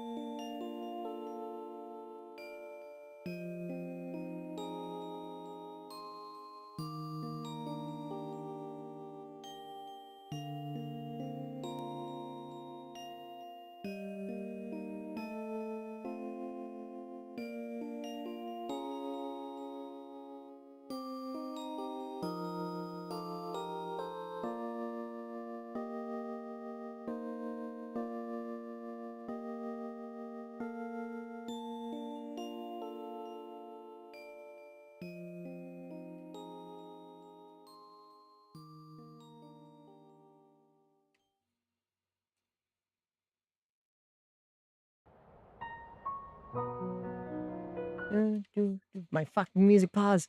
God damn you. Give me that back.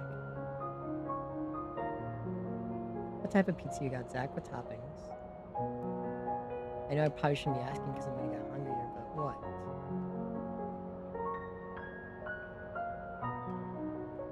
Can't blame a boy for being hungry curious.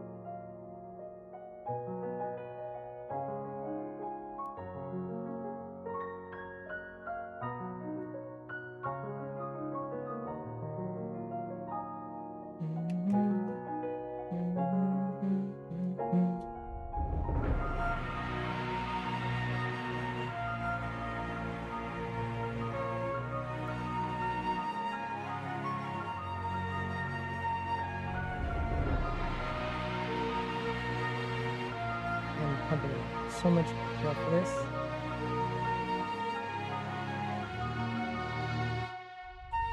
My ass is doing extra line corrections.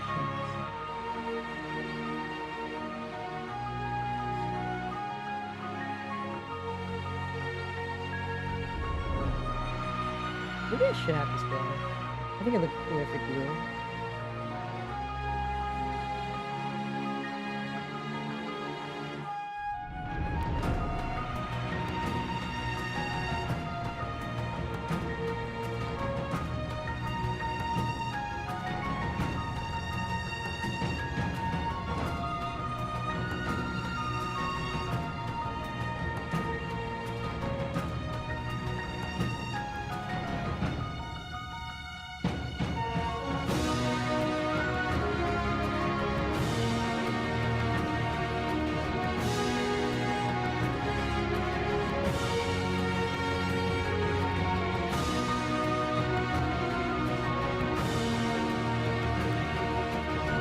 This is the eyes open.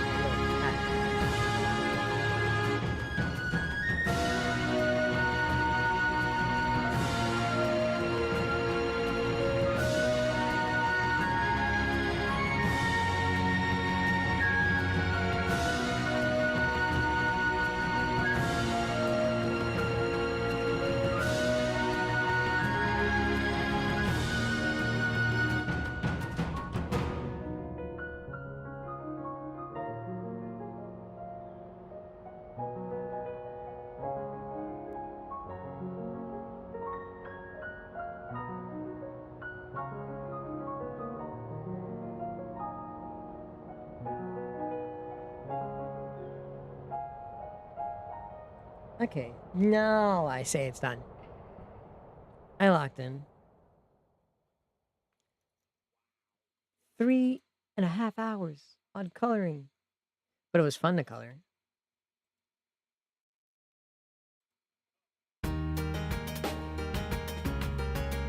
What do you think, chat? How do you like it? Do we do good, chat?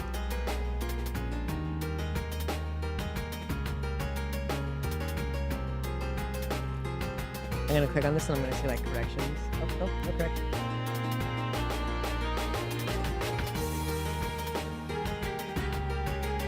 I just realized I kept minimizing it. I'm kind of stupid. I'm kind of stupid, chat. My ass was hitting the minimize button like every time. Right? Let's go.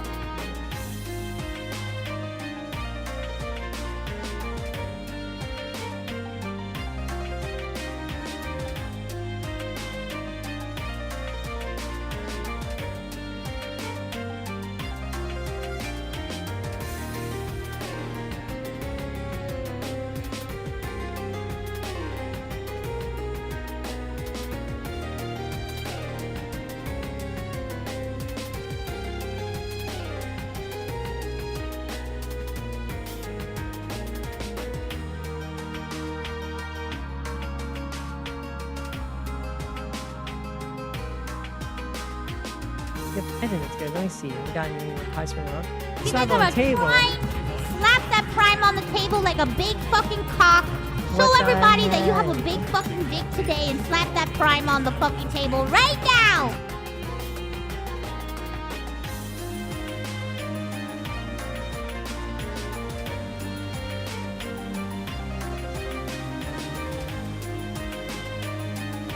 Oh, the client wants me to start work.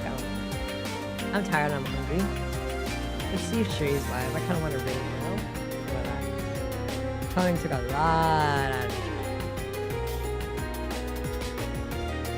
How you doing, chat? How you doing? Let's see. If Sherry's awake, we'll rate it. Anything? He's more likely sleeping. Stay up late watching Twilight movies again, chat. I think we did a really good job. I think I deserve a treat, chat. Chat, donate me. Donate me $15 so I can get a balance. Donate me $15. I deserve a treat.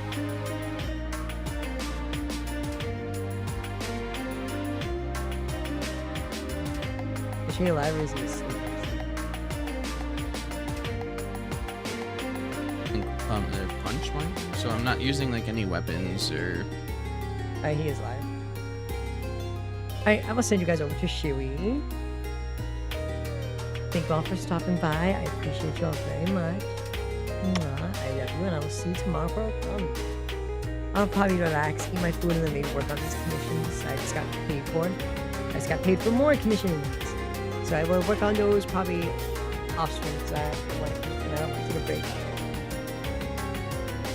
What the fuck? Hi Silk, hi Silk. Silk, I'm ending stream right now. We guys are being sent over to Shuri Bun for his birthday. It's his birthday donathon. I'm sending you. You're getting kicked out. You guys are gonna leave. You guys are gonna get kicked out. Stop blowing me up.